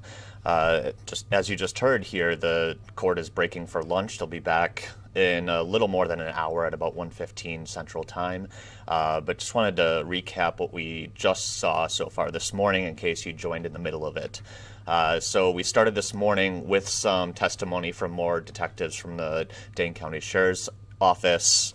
One of the detectives, Elizabeth Allen, she was on that team of detectives that searched the Cottage Grove farm, and she is the one who says she found what appeared to be a bunch of cutting utensils inside an oil drum near where Bart Halderson's body was found. She found a blade saw, handheld saw, scissors, that kind of thing, stored inside the oil drum. When we heard from the farm's owner yesterday, she said she didn't keep those items in that drum.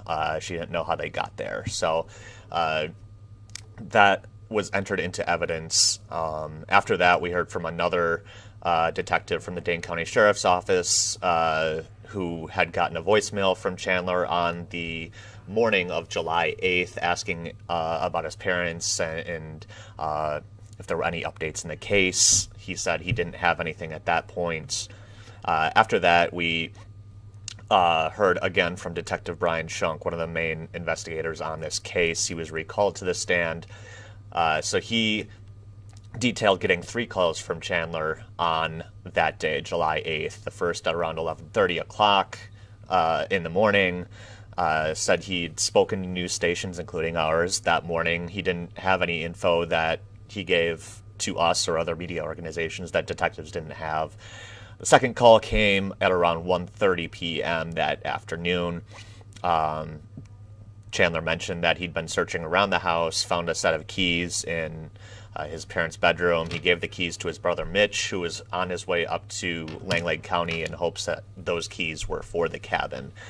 So Chandler was just calling to give detectives an update on that.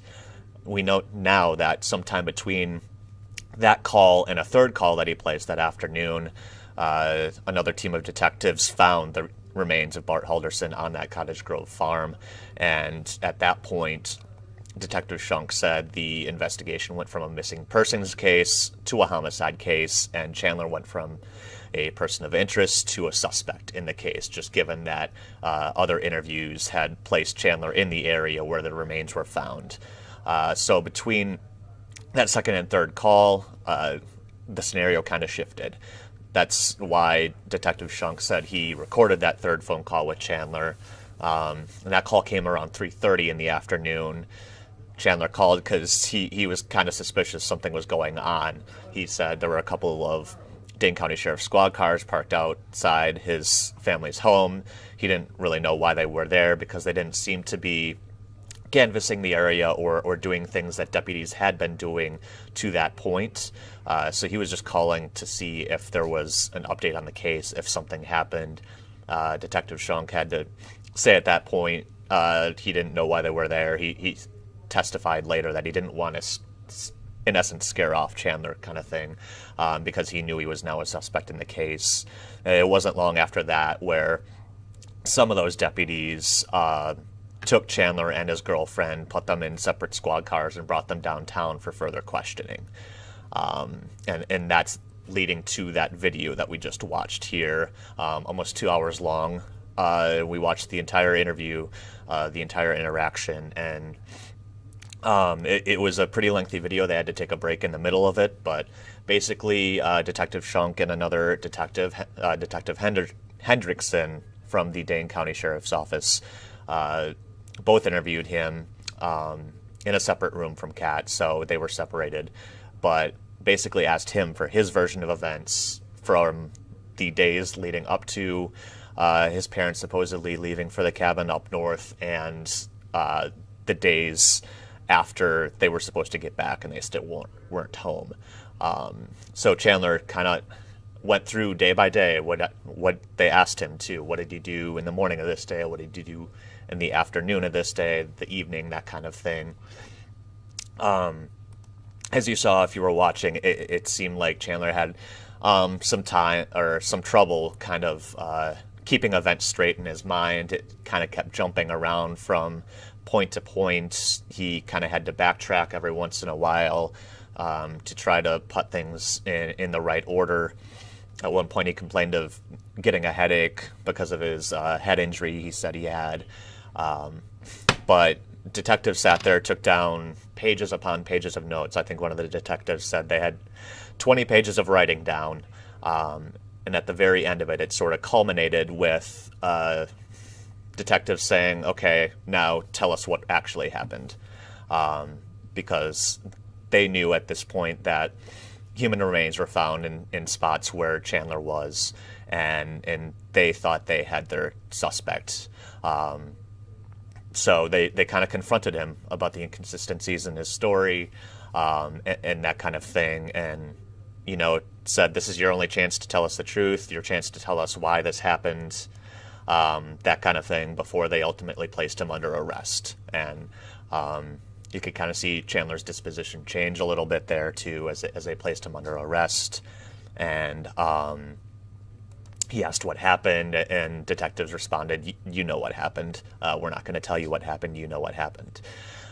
So that's kind of where that video ended up, and the testimony wrapped up with some photographs of Chandler's foot. He says he claims he cut it on the glass when he was playing with the dog. The dog broke the glass of the fireplace. So that's how he said he cut his foot, and that's how he explained some blood that may have been found in the house. But also, during the course of that police interview, he was asked, is there any reason for your parents' blood to be in the house? Is there any reason for your parents' blood to be in the vehicles that they had? And he offered an explanation of his mom sometimes getting bloody noses and his dad's psoriasis being so bad that he would scratch until it bled. And that was his explanation for any blood that might be found. But that's kind of where testimony stands at this point. We'll hear more this afternoon. I do know that the judge said he was hoping to kind of get the jury out a little bit early today. So, we may not go until 5 o'clock or so like we normally have, but we'll stay here for the entirety of all that testimony and bring you recaps as it comes along. In the meantime, as always, you can go over to channel3000.com for updates on this case. We'll write up recap articles kind of encapsulating everything I just said here. And in case you missed something, you can check that over the lunch break and then rejoin us when court resumes. Again, that's expected to be about 1:15 Central Time today. So we will be back then with more. And in the meantime, check online for updates. You can follow that link in the description too for more details on our Chandler Halderson page. In the meantime, this is James Langer from channel3000.com. We'll sign off for the lunch break now, and we'll see you guys in about an hour.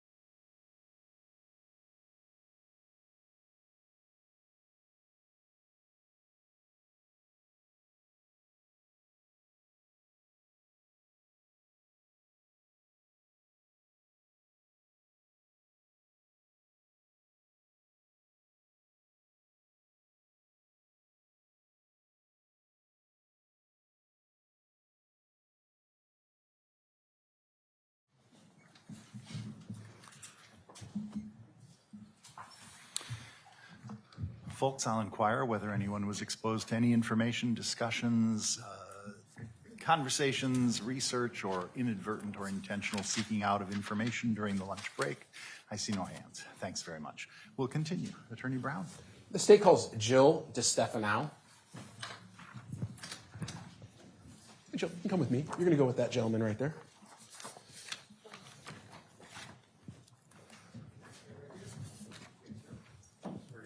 Please raise your right hand. Do you solemnly swear or affirm the testimony you're about to give in this matter is the truth, the whole truth, and nothing but the truth?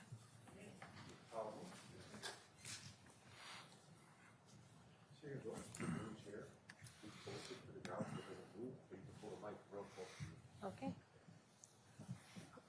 Good afternoon. I observe you're wearing two masks. My inquiry of every witness has been whether they feel they can safely and responsibly testify without wearing masks. I don't force anyone. It's up to you. Do you wish to remain masked, or do you want to testify without a mask? I think given this distance, I'm comfortable taking it off. All right. Thank you, then. And I will ask you still to pull the microphone forward from the base so that it's nice From and the close. base. Thank you. Good afternoon. Could you please state your name and spell it for the jury here? My name is Jill DiStefano, JILLDESTEFANO. And Jill, whereabouts in the country do you live? St. George, Utah. And do you ever have occasion to visit this area of the country? The first time I ever did was this summer. And what brought you over to this area? My daughter and her fiance live here And whereabouts do they live? in Sauk City. Okay. And do they live in the city or out in a rural area? It's rural. They kind of live in a weird spot on the edge of 3 counties. Sure. But I'd call it rural. Definitely for me, it's rural. Okay. And is there any public land near where they live? Yes. And whereabouts is that in relation to their property? They live 2 houses away from the river. Well, I guess there's woods before you get to the river. And across the street is a large open lot that is not public land, but at the time I first got here, I thought it was. It all looks like public land to me. It's all open. Sure. And were you visiting this summer around July 3rd? Yes. And in that day, on July 3rd, in the morning between 8 and 9 a.m., were you outside? Yes. And what were you doing outside that day? Playing with my granddaughter. I'm raising my granddaughter, and she and I were running around out in the front yard. Well, actually, she was running. We were waiting for my daughter to come because we were going to go to the park. Okay. And did you see anything that day that ultimately maybe you were asked about from the police in this investigation? Yes. What did you see? I saw a man who was walking away from some cars parked at the end of the street. At the time, I didn't know the river was there. So he was parked facing the river in the woods, and he walked away from it, and then he walked back to his car. And mind you, I was watching my granddaughter. I noticed him, but I was watching her. And then I thought he was walking back to meet someone, and then he didn't. And he looked across the street from my daughter where there's a big open lot, which at the time I thought maybe he was looking for a hiking trail. And then I didn't see where he went after he went back to his car. I assume now the only place he could have gone would have been into the woods. Okay. And what stuck out to you? Why did you remember this? Or was there anything odd that caused you to remember this? Actually, no. At the time, I didn't think it was odd. I just thought it was a guy who was going hiking. And when I met my daughter later, it was my very first day in Wisconsin. I said, "Is there hiking trails around your house? It looked like there was a guy there going hiking." And she says, "No, people don't go hiking there. They go fishing usually down by the river." And so I at the time, I didn't even think it was odd. I just thought maybe there were some good hiking trails. Sure. Do you know what the roads are around there, even called? Yes, because I ended up staying for 2 months once I got here. Sure. About what are the road names that are around that area? My daughter lives on the corner of, I think it's Highway 188, and it's called Jensen Road, but it's also called Old Highway 60, depending on which county you're in. Okay. And then it's right, the next street over is the new Highway 60, I assume it's new. Got it. This man that you saw, if you give us a general physical description of him. He was about somewhere in his early to mid-20s to maybe early 30s. Not real tall, maybe 5'10"-ish, I'd say. Either dark hair or a dark hat, I'm not 100% sure. And he was wearing a backpack and some pants. I can't remember if they were jeans or khakis, but it looked like he was going hiking. Did you catch and were you able to observe what his race was? He was white. Well, I assume he was white based on his skin color. Okay. 1 second.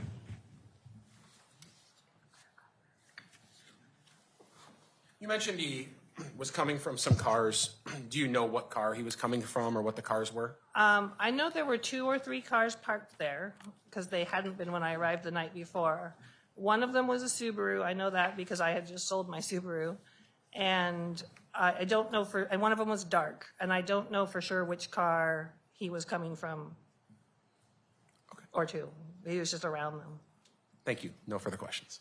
Cross-examination. Good afternoon.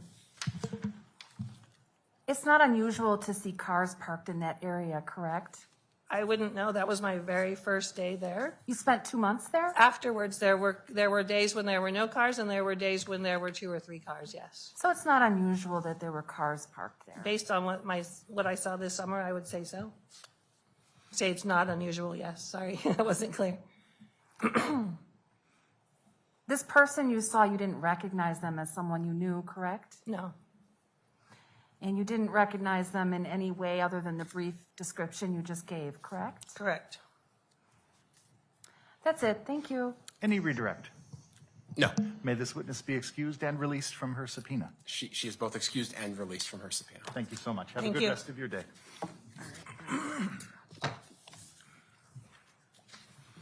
I'll recall Brian Shank to the stand. Thank you. Pardon? No. I'll remind you that you're still sworn from the oath you swore this morning.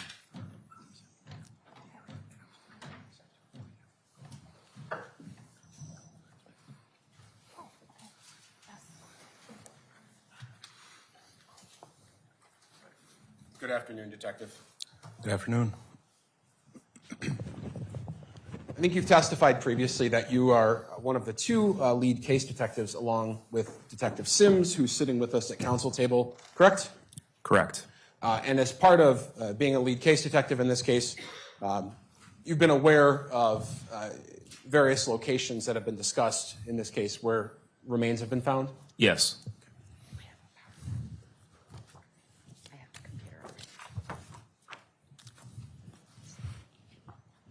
Yesterday, the jury heard from Kat, who displayed a map, a screenshot of a Snapchat map to everyone. When you saw that, were you aware of where that location was? Yes, I was. And just now, Miss DeStefano? I think I got it right. The court reporter nodded. When she testified, are you aware of that location that she's describing? I am. Are you very familiar with that area? I am. How so?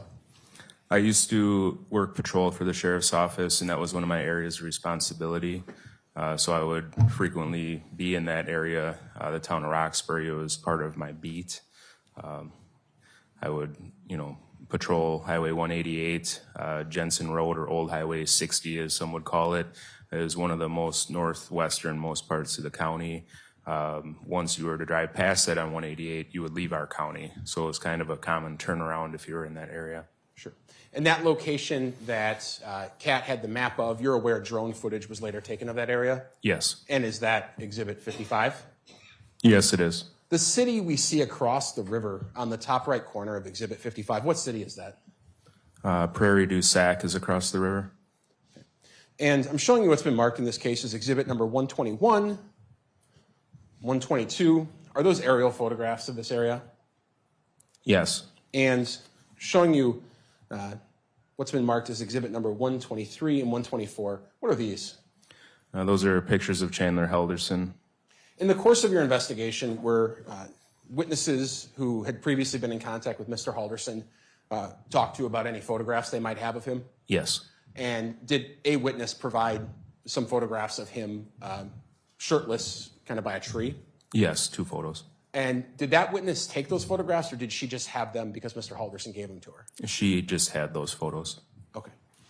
I'll move 122, 120, or excuse me, 121, 122, 123, and 124. Any objection? None. They are received. I'll move to publish. You may. And then, Judge, if you want to turn on HDMI left. And just briefly, this is 532 that we looked at yesterday, the map that Kat was able to provide to law enforcement. Yes. And then 121, what are we looking at there? This is going to be a drone photograph of the Highway 60 bridge. Jensen Road, or Old Highway 60, would be directly beneath the drone here. So this is a picture facing north. Okay. 122, what are we looking at there? Similar, it's a drone photograph taken. Jensen Road would be directly beneath, or approximately directly beneath the drone. We're facing to the west. This is going to be Prairie du Sac in the background. Okay. Wisconsin River, obviously, in the photograph also. Okay. 123, is this one of those photographs of Mr. Halderson that you were able to obtain from someone? Yes. And I guess I'll ask, are you knowledgeable of who the photographer was? I am not. You yourself had opportunities to see Mr. Halderson in person, correct? Correct. Including in that several hour-long interview we just watched? Yes. And does that appear to you to be Chandler Halderson? Definitely. And then 124, just a different type of picture? Yes.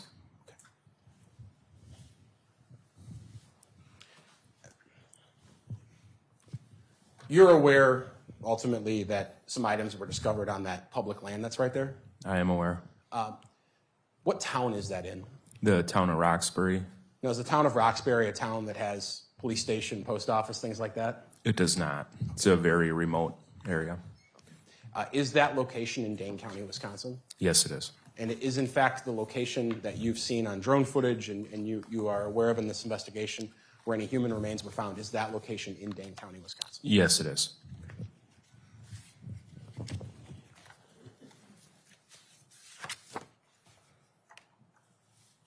Nothing further at this time. Cross-examination?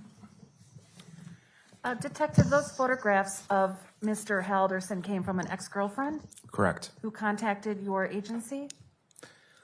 I forget how contact was made, whether she contacted us or we contacted her. I don't recall. So part of the investigation was certainly contacting people who know or knew of Mr. Correct. Halderson, correct? Yes. Nothing else, thank you. Any redirect? No. Detective, you may return back to council table. Thank you. Thank you. Attorney Brown or Raymond? State would next call Warden Ryan Caputo.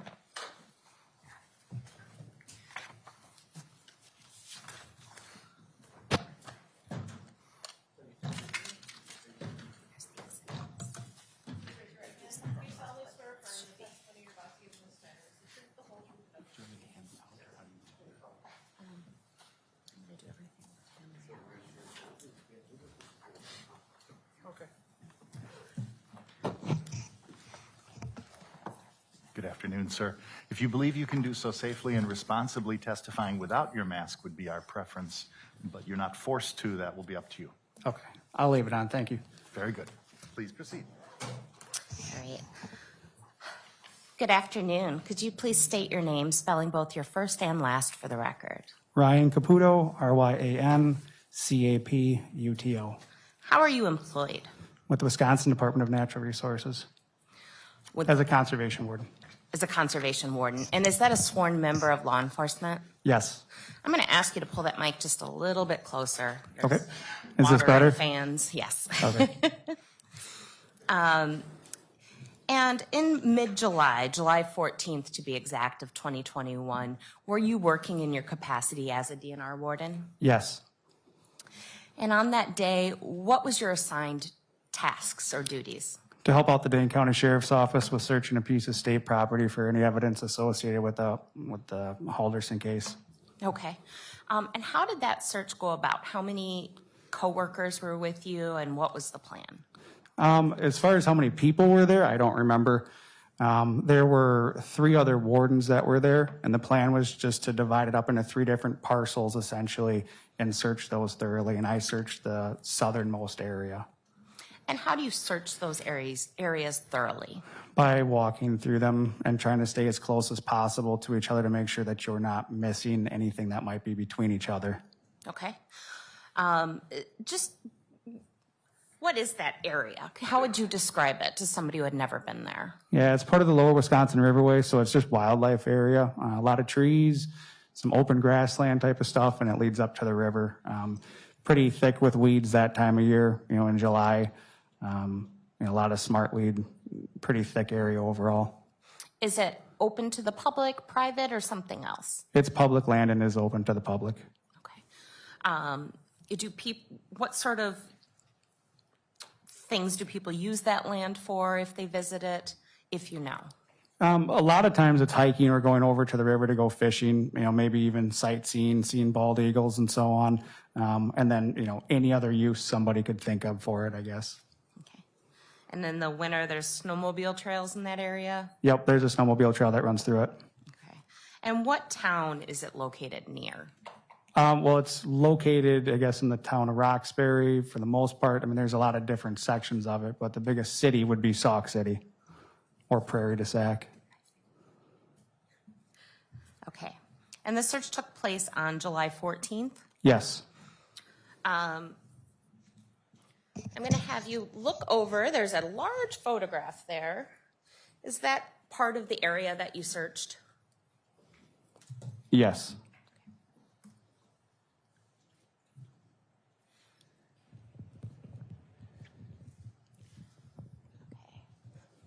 So we're going to do this a little bit differently today. In order for the jury to see more detail on the photos, we're actually going to hand everyone out a copy. I will go over the exhibits though first, and I'm going to present one of these pamphlets to you to make sure that the exhibits are what is in this booklet. Okay. Is that fair? Yes.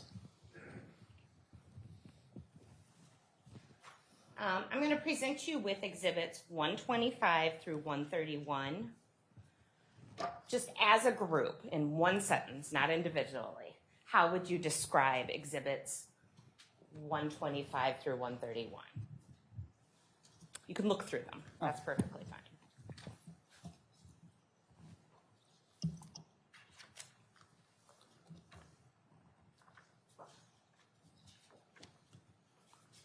So you want me just to describe it as a group, as to just... Yep. What are those photos of? This is just a representation of the area that we searched as well as what we found. Okay. And that on the July 14th, 2021 search? Correct. And do those appear to be true and accurate photos of that what you saw that day? Yes. Okay. At this time, I would move exhibit 125 through, you got these all out of order for me, 131.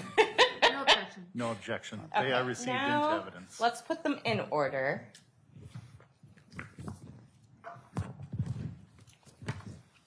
There you go. Okay.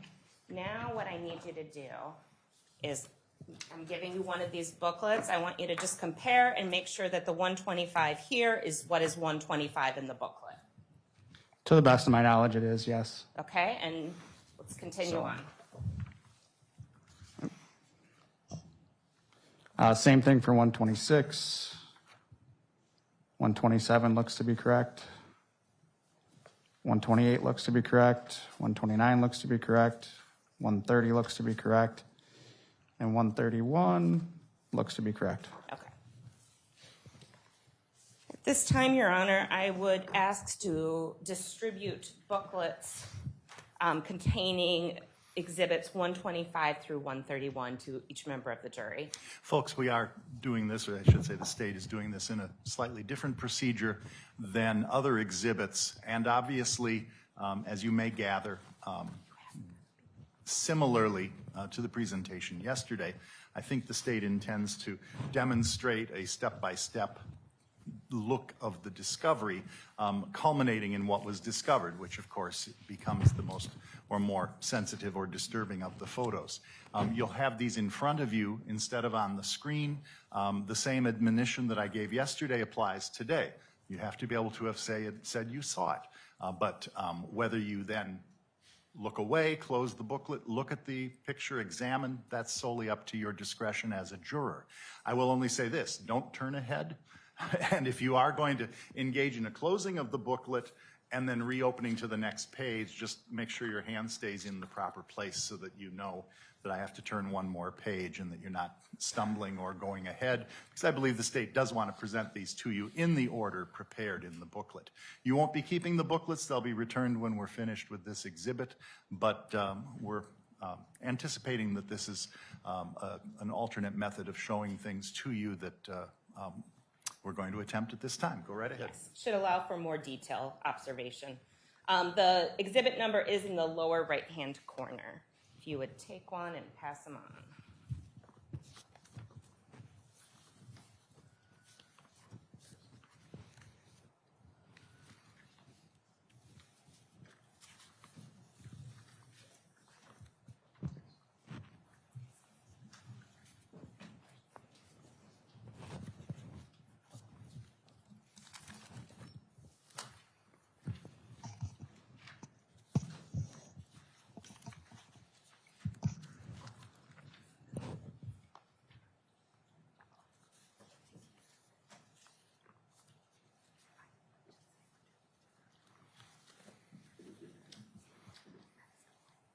Whenever you're ready, Council.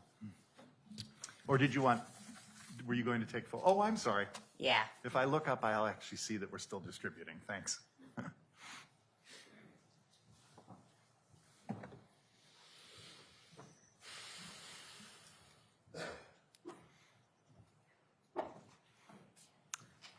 Go right ahead. All right.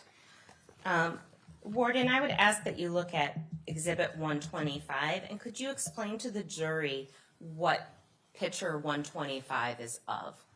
The picture 125 is an aerial photo of, on the center of it, you can see where the body parts are located that myself and Kevin Gruber, who were part of the search party, what we located. The larger group of it, there's still another piece of human remains that were found that would be, if you're looking at the picture, if you look above it, you see a gap, it would be to the right of that, somewhere in that area. But this is the largest grouping, that red spot that you see. And at this point, what did you think that red area was? Did you know when you first began? Yes, when I approached it, I saw toes and a foot and part of a leg and so on, so I knew I had found human remains at that point. Okay. Let's turn the page to Exhibit 126. Could you please describe for the jury what 126 displays? Same thing as I had described before. So again, the search area. Correct. The search area, what we had located, and maybe a little bit of better definition, a different angle for sure. And this obviously just a little bit shortly after we had located the parts. And let's flip the page to page 127. What area in Exhibit 127 is the remains, or how would you describe it? Where you see the person wearing blue at the bottom of the photograph, kind of towards the center of it. If you go up on the page, you see a green tree, and then above that you see, I'd say it looks red in the photograph. You can see an outline, or you can see a human leg in there. Okay. And let's flip to page 128. How would you describe Exhibit 128? What I had found for human remains. Okay, just a closer up view. Correct. And at this point, did you think it was one leg, two legs, or something else? I didn't stick around long enough to figure it out. Sure. And why was that? Because it's gross. Fair enough. You called the medical examiner. Correct. I And others. had notified the sheriff's office what I had located, and it's theirs to take over from that point. Sure. Exhibit 129, is that just a further zoomed in view? Correct. Turning to Exhibit 130, is that the general area of the location? Yeah, it looks to be, a lot of the riverway down there looks very similar to that, but you can see kind of out in the waterway, you can see that piece of sand out there. That's very consistent with that portion of the riverway. There's an island out there. All right. And then flipping finally to Exhibit 131. We have a picture of a singular tree. Now, in the background of Exhibit 131, there's a white tent. What is the white tent? The white tent is where the human remains were located. Okay. And now I'm going to, at some point during this investigation where you showed pictures of a young man hanging from a tree, I at least remember him being next to the tree, I think with his foot up next to it, yes. okay, fair enough. I'm going to show you what we've previously seen as Exhibits 123 and 124. Are one or both of those the pictures that you were shown in the course of this investigation of this tree? Picture 123 is yes. I do not recall 124. Okay, fair enough. So picture 123, the one leg up. And in looking around that area, did you recognize this location? Yeah, it appeared to be closer to the river from where we had been located at, where we had found the human remains. Okay. And you found a tree that at least looked consistent with the tree pictured in Exhibit 123? Yes, I was a forestry major at UW-Stevens Point, so I've been around trees a little bit, and I was able to look at the photograph and figure out it was an elm tree, or at least appeared to be an elm tree. And then there's a dot or a knob on the bottom of the tree that's very consistent with the photograph that you just showed me there. Okay.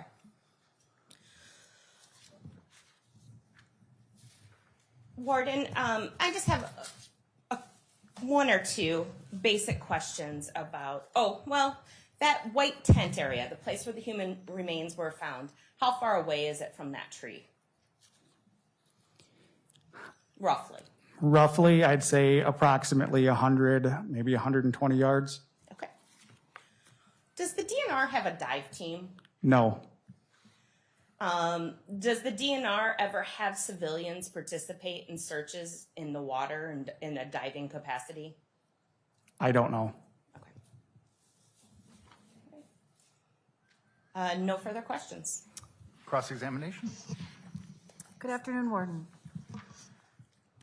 I heard you use the word consistent when describing the tree in the photograph with the man and the tree that you found on the banks of the Wisconsin River. Is that right? Yes. So it's fair to assume that your testimony isn't that it is absolutely the same tree. Your testimony is that it's consistent. It looks to be the same tree to me. But you used the word consistent, correct? If that's what you're saying, then I probably did, yes. You don't know for certain that that's the same tree. I can't say for certain that it's the same tree, but it looks to me like it is the same tree. Now, can you say that that photograph was taken very close in time to when you saw the tree? Which photograph are you talking about? The photograph of the young man that you compared to the trees in the area. I don't know when that photograph was taken. I think I had been told maybe it was like a year before, but I don't recall for sure. So your information as to when that photograph was taken comes from what you were told, not in your tree analysis skills, correct? Can you repeat that question, please? Sure. The tree that you found that's consistent to the tree in the photograph, you don't know whether that photograph was taken the same year as you found that tree or a different year that you found the tree based on what you were able to observe on the tree that you found, correct? Correct. Their trees don't have dates on them. I would not be able to see exactly when the picture was to everything else. So, yeah, no. Thank you. Any redirect? No, Your Honor. May this witness be excused and released? He may. And would you like me to collect the exhibits? Have a good rest of your day. Should I collect the exhibits? I think we should. Yes, go ahead, counsel. If you can pass the booklets back down, counsel will collect those.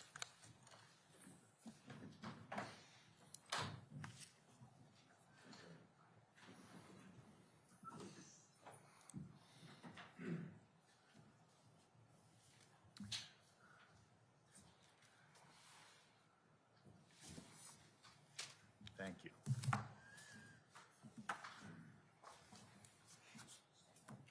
Yeah, we'll keep them there for now. We won't get them confused with exhibits. For the moment. All right, the state calls Kevin Gruber to the stand.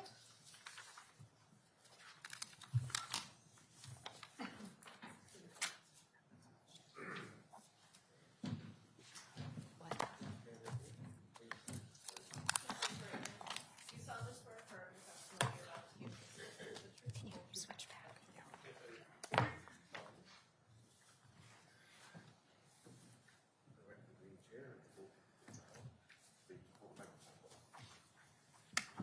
Good afternoon, sir.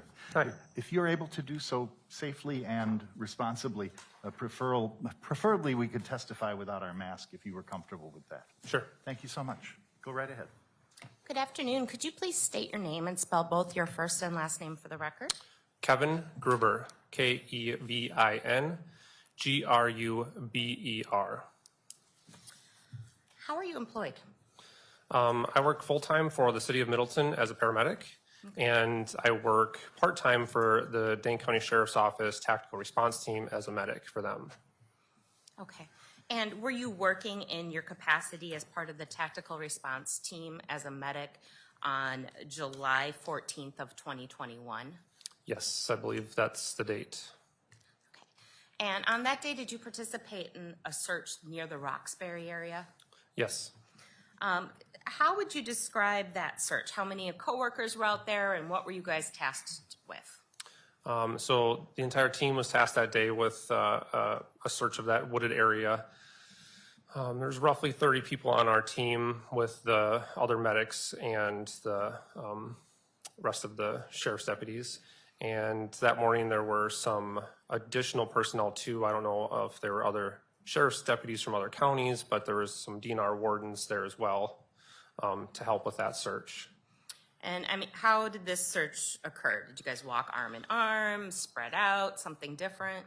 So in the morning, everybody that was involved that day kind of gathered in that area, and then we were briefed on what we were going to be doing that day, and they kind of instructed us to break down into some smaller groups or teams, and then methodically search this wooded area that they wanted us to look for any sort of evidence that could pertain to this case. And you described it as a wooded area. So trees, was the grass short, high, something else? Yeah, there's lots of trees. It's right off of the Wisconsin River, so there's plenty of water around too, little pockets of ponds and stuff like that. I don't think the grass was really too long that day, but plenty wooded, yes.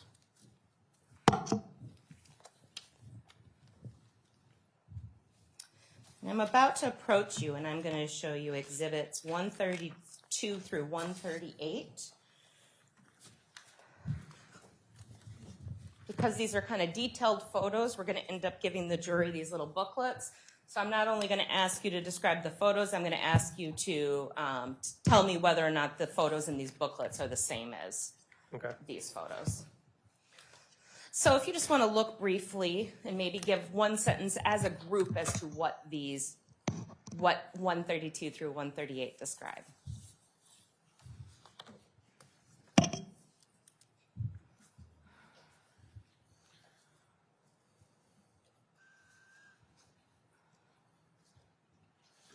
So there are photos of what we found that day when we were doing our woods searching. Okay, and do they appear to be true and accurate depictions of what you observed that day? That is what I observed that day, yes. I would move exhibits 132 through 138 into evidence at this time. Any objection? No objection. They are received. All right, now I will move the pictures, but I'd like you to compare the picture. Is 132 that I'm showing you the same as 132 in the booklet? It is. And I have them backwards. 133, the same? It is. 134, Yes. 135, Yes. 136, Yes. 137, Yes. and finally 138. Yes. Okay. All right, so I will let you have these, and I will pass out exhibits for the jury.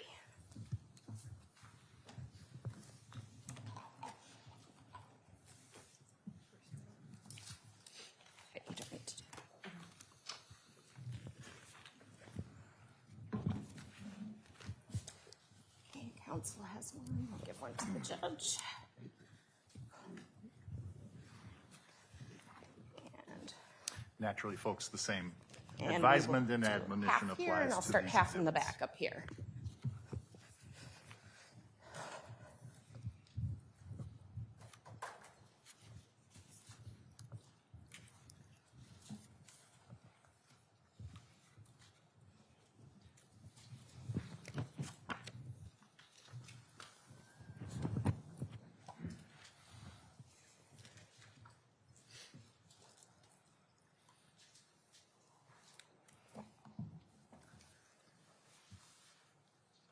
Everybody get one? All right. So, Mr. Gruber, could you please describe Exhibit 132 to the jury? This is a picture of the grassy wooded area, the area that we were searching that day along the Wisconsin River. Okay. And why don't we move on to Exhibit 133? What are we looking at here? This looks like the area where we found the stuff in the pictures. It's maybe like the first part of where we initially found the stuff in the pictures. And did you first see what you found, smell it, or something else? My first indication in the area was the smell. Okay. Let's turn to Exhibit 134. How would you describe Exhibit 134? This is just a kind of a different view of, there was almost a little separation between the two different places where we found the stuff that we were looking for. All right. Exhibit 135. So this is a closer up picture of the first item that we found that was in that area that day. Okay. And turn the page to 136. And this is a close-up picture of the kind of the second items that we found that day searching that wooded area. And what was the distance, if any, between what you found in Exhibit 135 and Exhibit 136? A rough estimate of maybe 30 yards. Okay. All right, let's turn to 137. Is that the same thing that we were looking at in Exhibit 135? Correct. And again, 138, just a different view. Correct. What did you do once you and your team had found these parts? So we were, as we're searching the wooded areas, we're spread out to cover more ground, but, within sight of each other and making sure that we're, doing the methodical search. Once we encountered these and decided that it was not, that it was maybe something of interest, then I immediately called our team commander and alerted him that there was something here that the detectives should probably come take a look at. So then we kind of just stopped so we didn't disturb the area anymore and had more people come down to take over. And were you part of the team that marked the area with flags or no? I don't remember whose idea that was, but there was kind of this path along the wooded area that was easier to get in and out of instead of walking around. So we did kind of, a couple of us put some flags in to mark an area that we all came in at the same point. And is that an attempt to disrupt the scene as little as possible? That was our thoughts, yeah. Okay.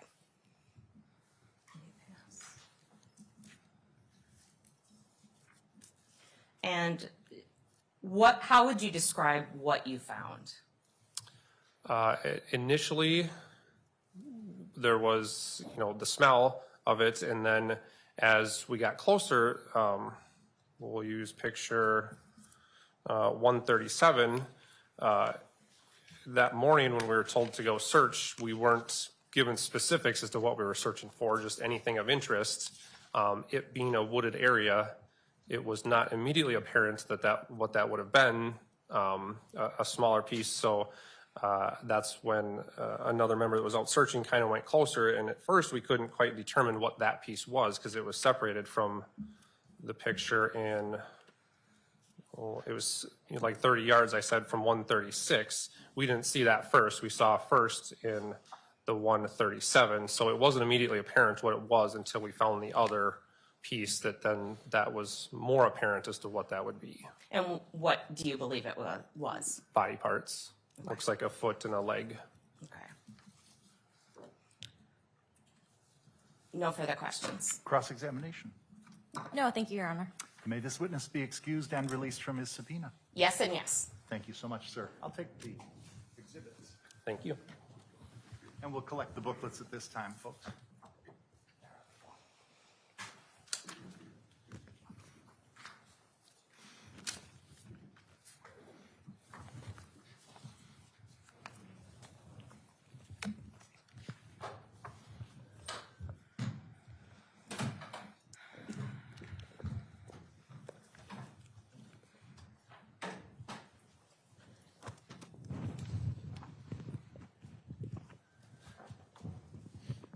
State's final witness for today is Deputy Jim Plenty.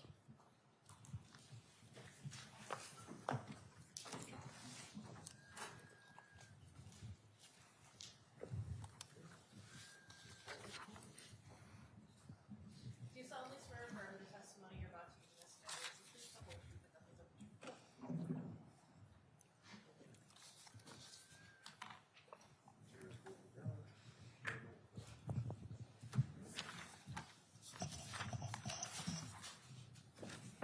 Good morning, sir.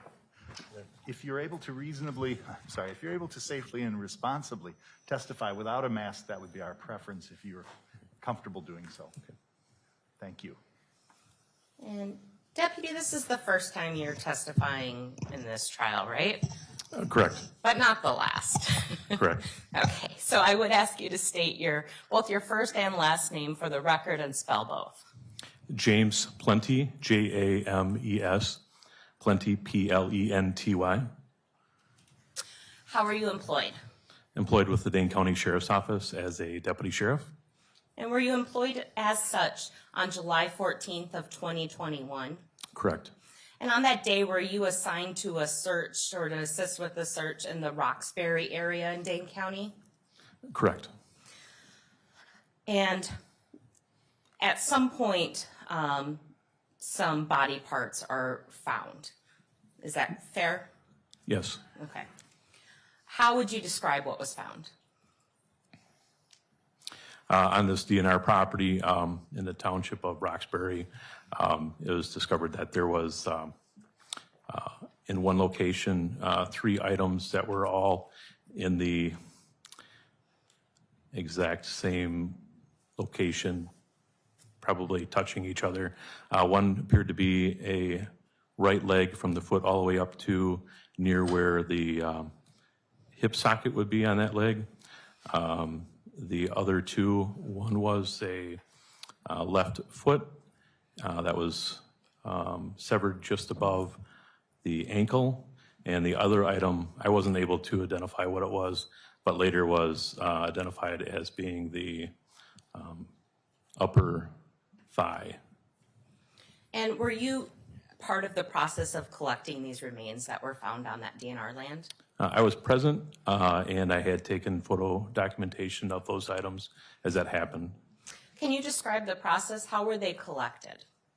The medical examiner's office had completed the collection of them. It was an individual from the ME's office, an investigator, along with Dr. Rogalska, that had done the collection. The items were collected and placed into a body bag and then sealed. Okay. And then somebody from your department remained with those remains until they were arrived at the ME's office? I had stayed on scene to continue to document, so I wasn't part of that. But generally, that's the practice, is that somebody from your department maintains and goes to the ME's office. I'm not sure if we would do that all the time. Okay, all right. But it would be sealed, and the ME's office would have custody of remains from any type of scene. Absolutely, along with the crime scene unit that would have gone and documented the scene. And you were part of that crime scene unit of taking photos in this case? Correct. Nothing further. Cross-examination. No, thank you. May this witness be excused for today? You may. Can we approach? Yes, I understand. Can I let him go? Yeah, just for today, yes. Pardon? Yes, for today. I understand you are still under subpoena, but you're excused for today, sir. Thank you very much.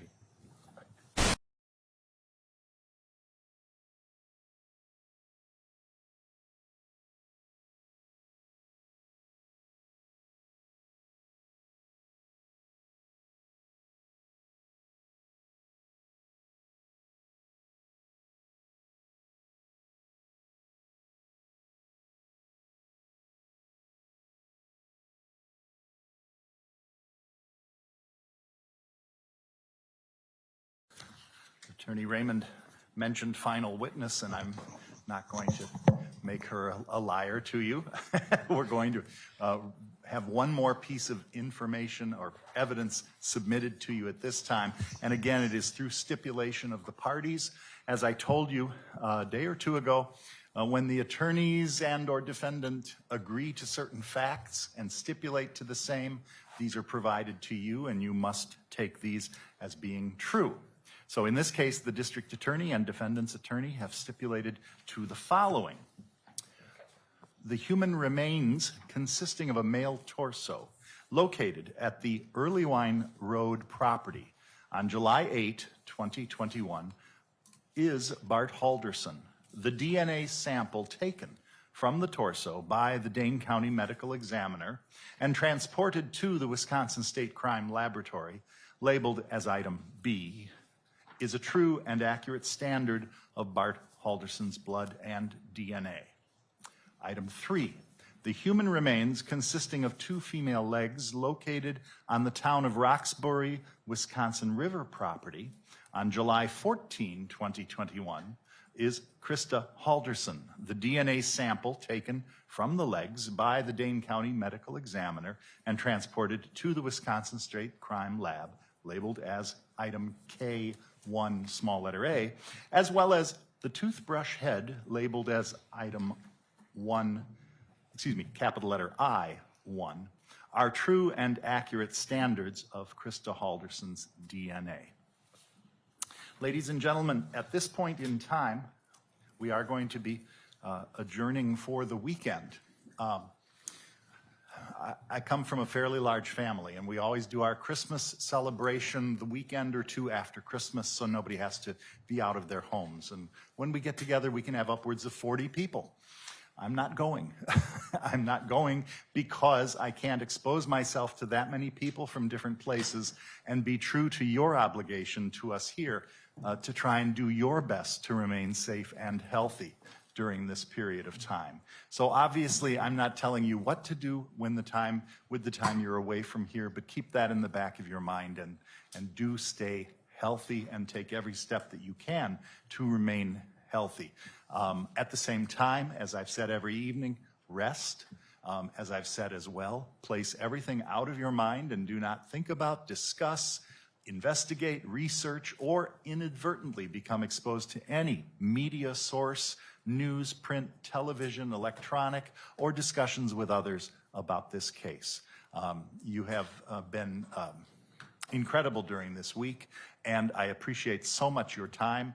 I believe that counsel tells me that from the state's perspective in presenting its case in chief, we are on track, and I appreciate their efforts in that as well. There's a lot to do next week, so do get a good rest, and do please take the best care you can of yourselves, and don't take any steps or allow anything to happen to you, either as far as your health or as far as your knowledge and understanding of this case.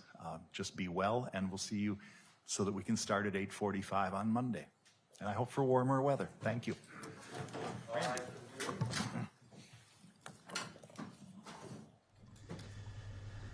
Well, good afternoon, everyone. This is James Langer, the Digital Content Manager at Channel3000.com, jumping in again. As you just saw there, early end to the day here in day 4 of the Chandler Halderson trial.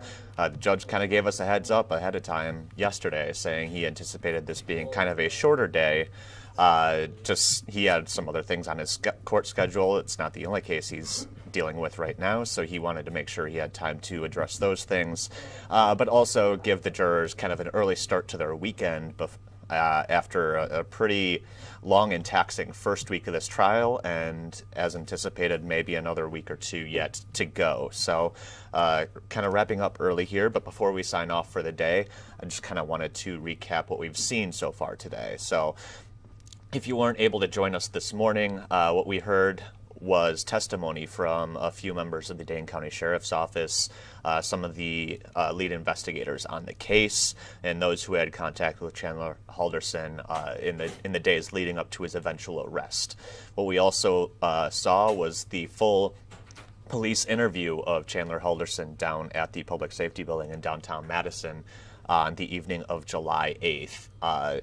That night, he and his girlfriend were picked up by deputies at Halderson's home in Windsor, I should say, and taken downtown because they were told that detectives had some more questions for them that they wanted to answer down at their offices. So they took them down to the Public Safety Building and put them in separate rooms and questioned them there. And today is the first time we really got to see that full police interview of Chandler Halderson. If you've been following our reporting over the last 6 months or so, there were some things about that interaction that we already knew from the criminal complaint. We've detailed all of those on our website at channel3000.com, but this is the first time we got to see the entire thing and got to see Chandler's demeanor while he was being questioned, that sort of thing. So basically, that interview lasted upwards of 2 hours, and a lot of it was detectives, again, asking Chandler to go through in painstaking detail what he did every morning, afternoon, and night from basically June 30th up until the night before, July 7th of 2021, and kind of detail where he'd been, who he saw, that kind of thing.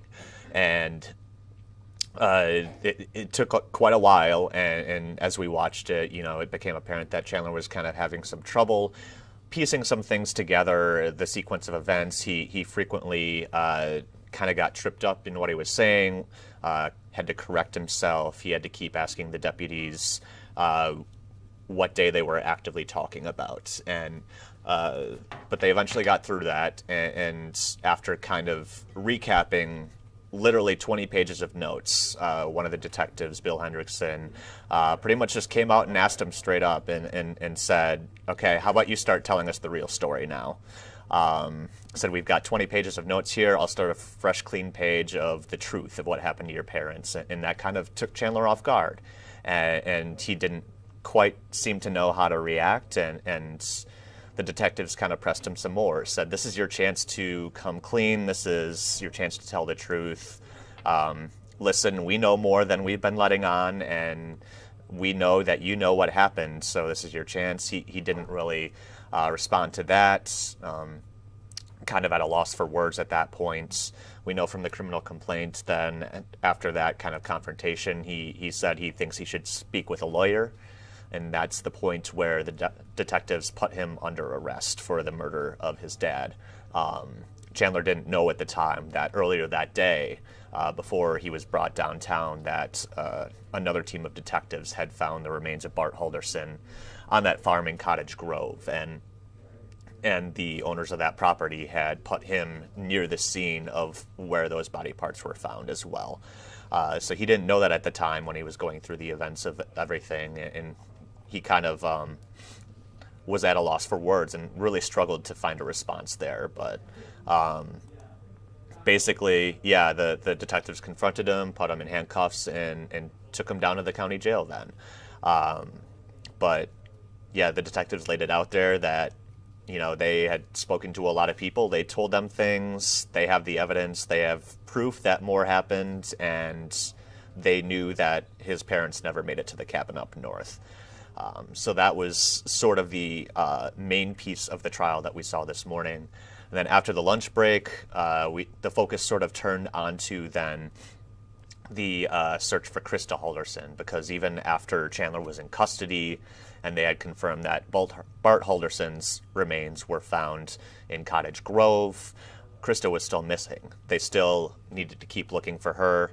We heard from a witness who said that she was visiting her daughter who lives in the Sauk City area on about July 3rd, and she reported seeing a man somewhat matching Chandler's description is probably fair to say, although she couldn't say for sure, kind of hanging around that river area, walking back and forth between his car. So she had reported seeing that, and then the prosecutors tried to further tie Chandler to that area near the Wisconsin River in the town of Roxbury. If you remember yesterday, we heard from his girlfriend that she found on Snapchat maps that he was in that area. The location on his phone put him there. She thought that was unusual. She took a screenshot, and that screenshot eventually ended up in the hands of detectives, putting him in that area around that same day on July 3rd. There were also pictures shown of Chandler swimming up in that area near a pretty distinctive looking tree nearby where human remains were later found on July 14th. And we eventually found out then that Krista Halderson's remains were the remains that were found there. They found portions of her leg, her thigh, and her foot there. And DNA testing did confirm that it was, in fact, Krista Halderson's remains that were found there on July 14th. And that's, as we know from the court records and the criminal complaint, when Chandler was going to be charged with the second, group of counts against him, now for the murder of his father and his mother. So that was kind of the recap of the afternoon session. Unlike yesterday, the prosecutors didn't show the images up on the big screen in the courtroom, instead choosing to pass out pamphlets to the jurors so they could see them on pieces of paper in front of themselves, and so the human remains wouldn't be broadcasted out there of everybody who was looking in. We weren't going to show those images anyway, but if you're wondering why things were a little bit different from yesterday to today, that was part of the reason why, so the jurors could look at it, but there's still some element of privacy for the victims of this crime here. So that's the pretty much the recap of what happened this afternoon.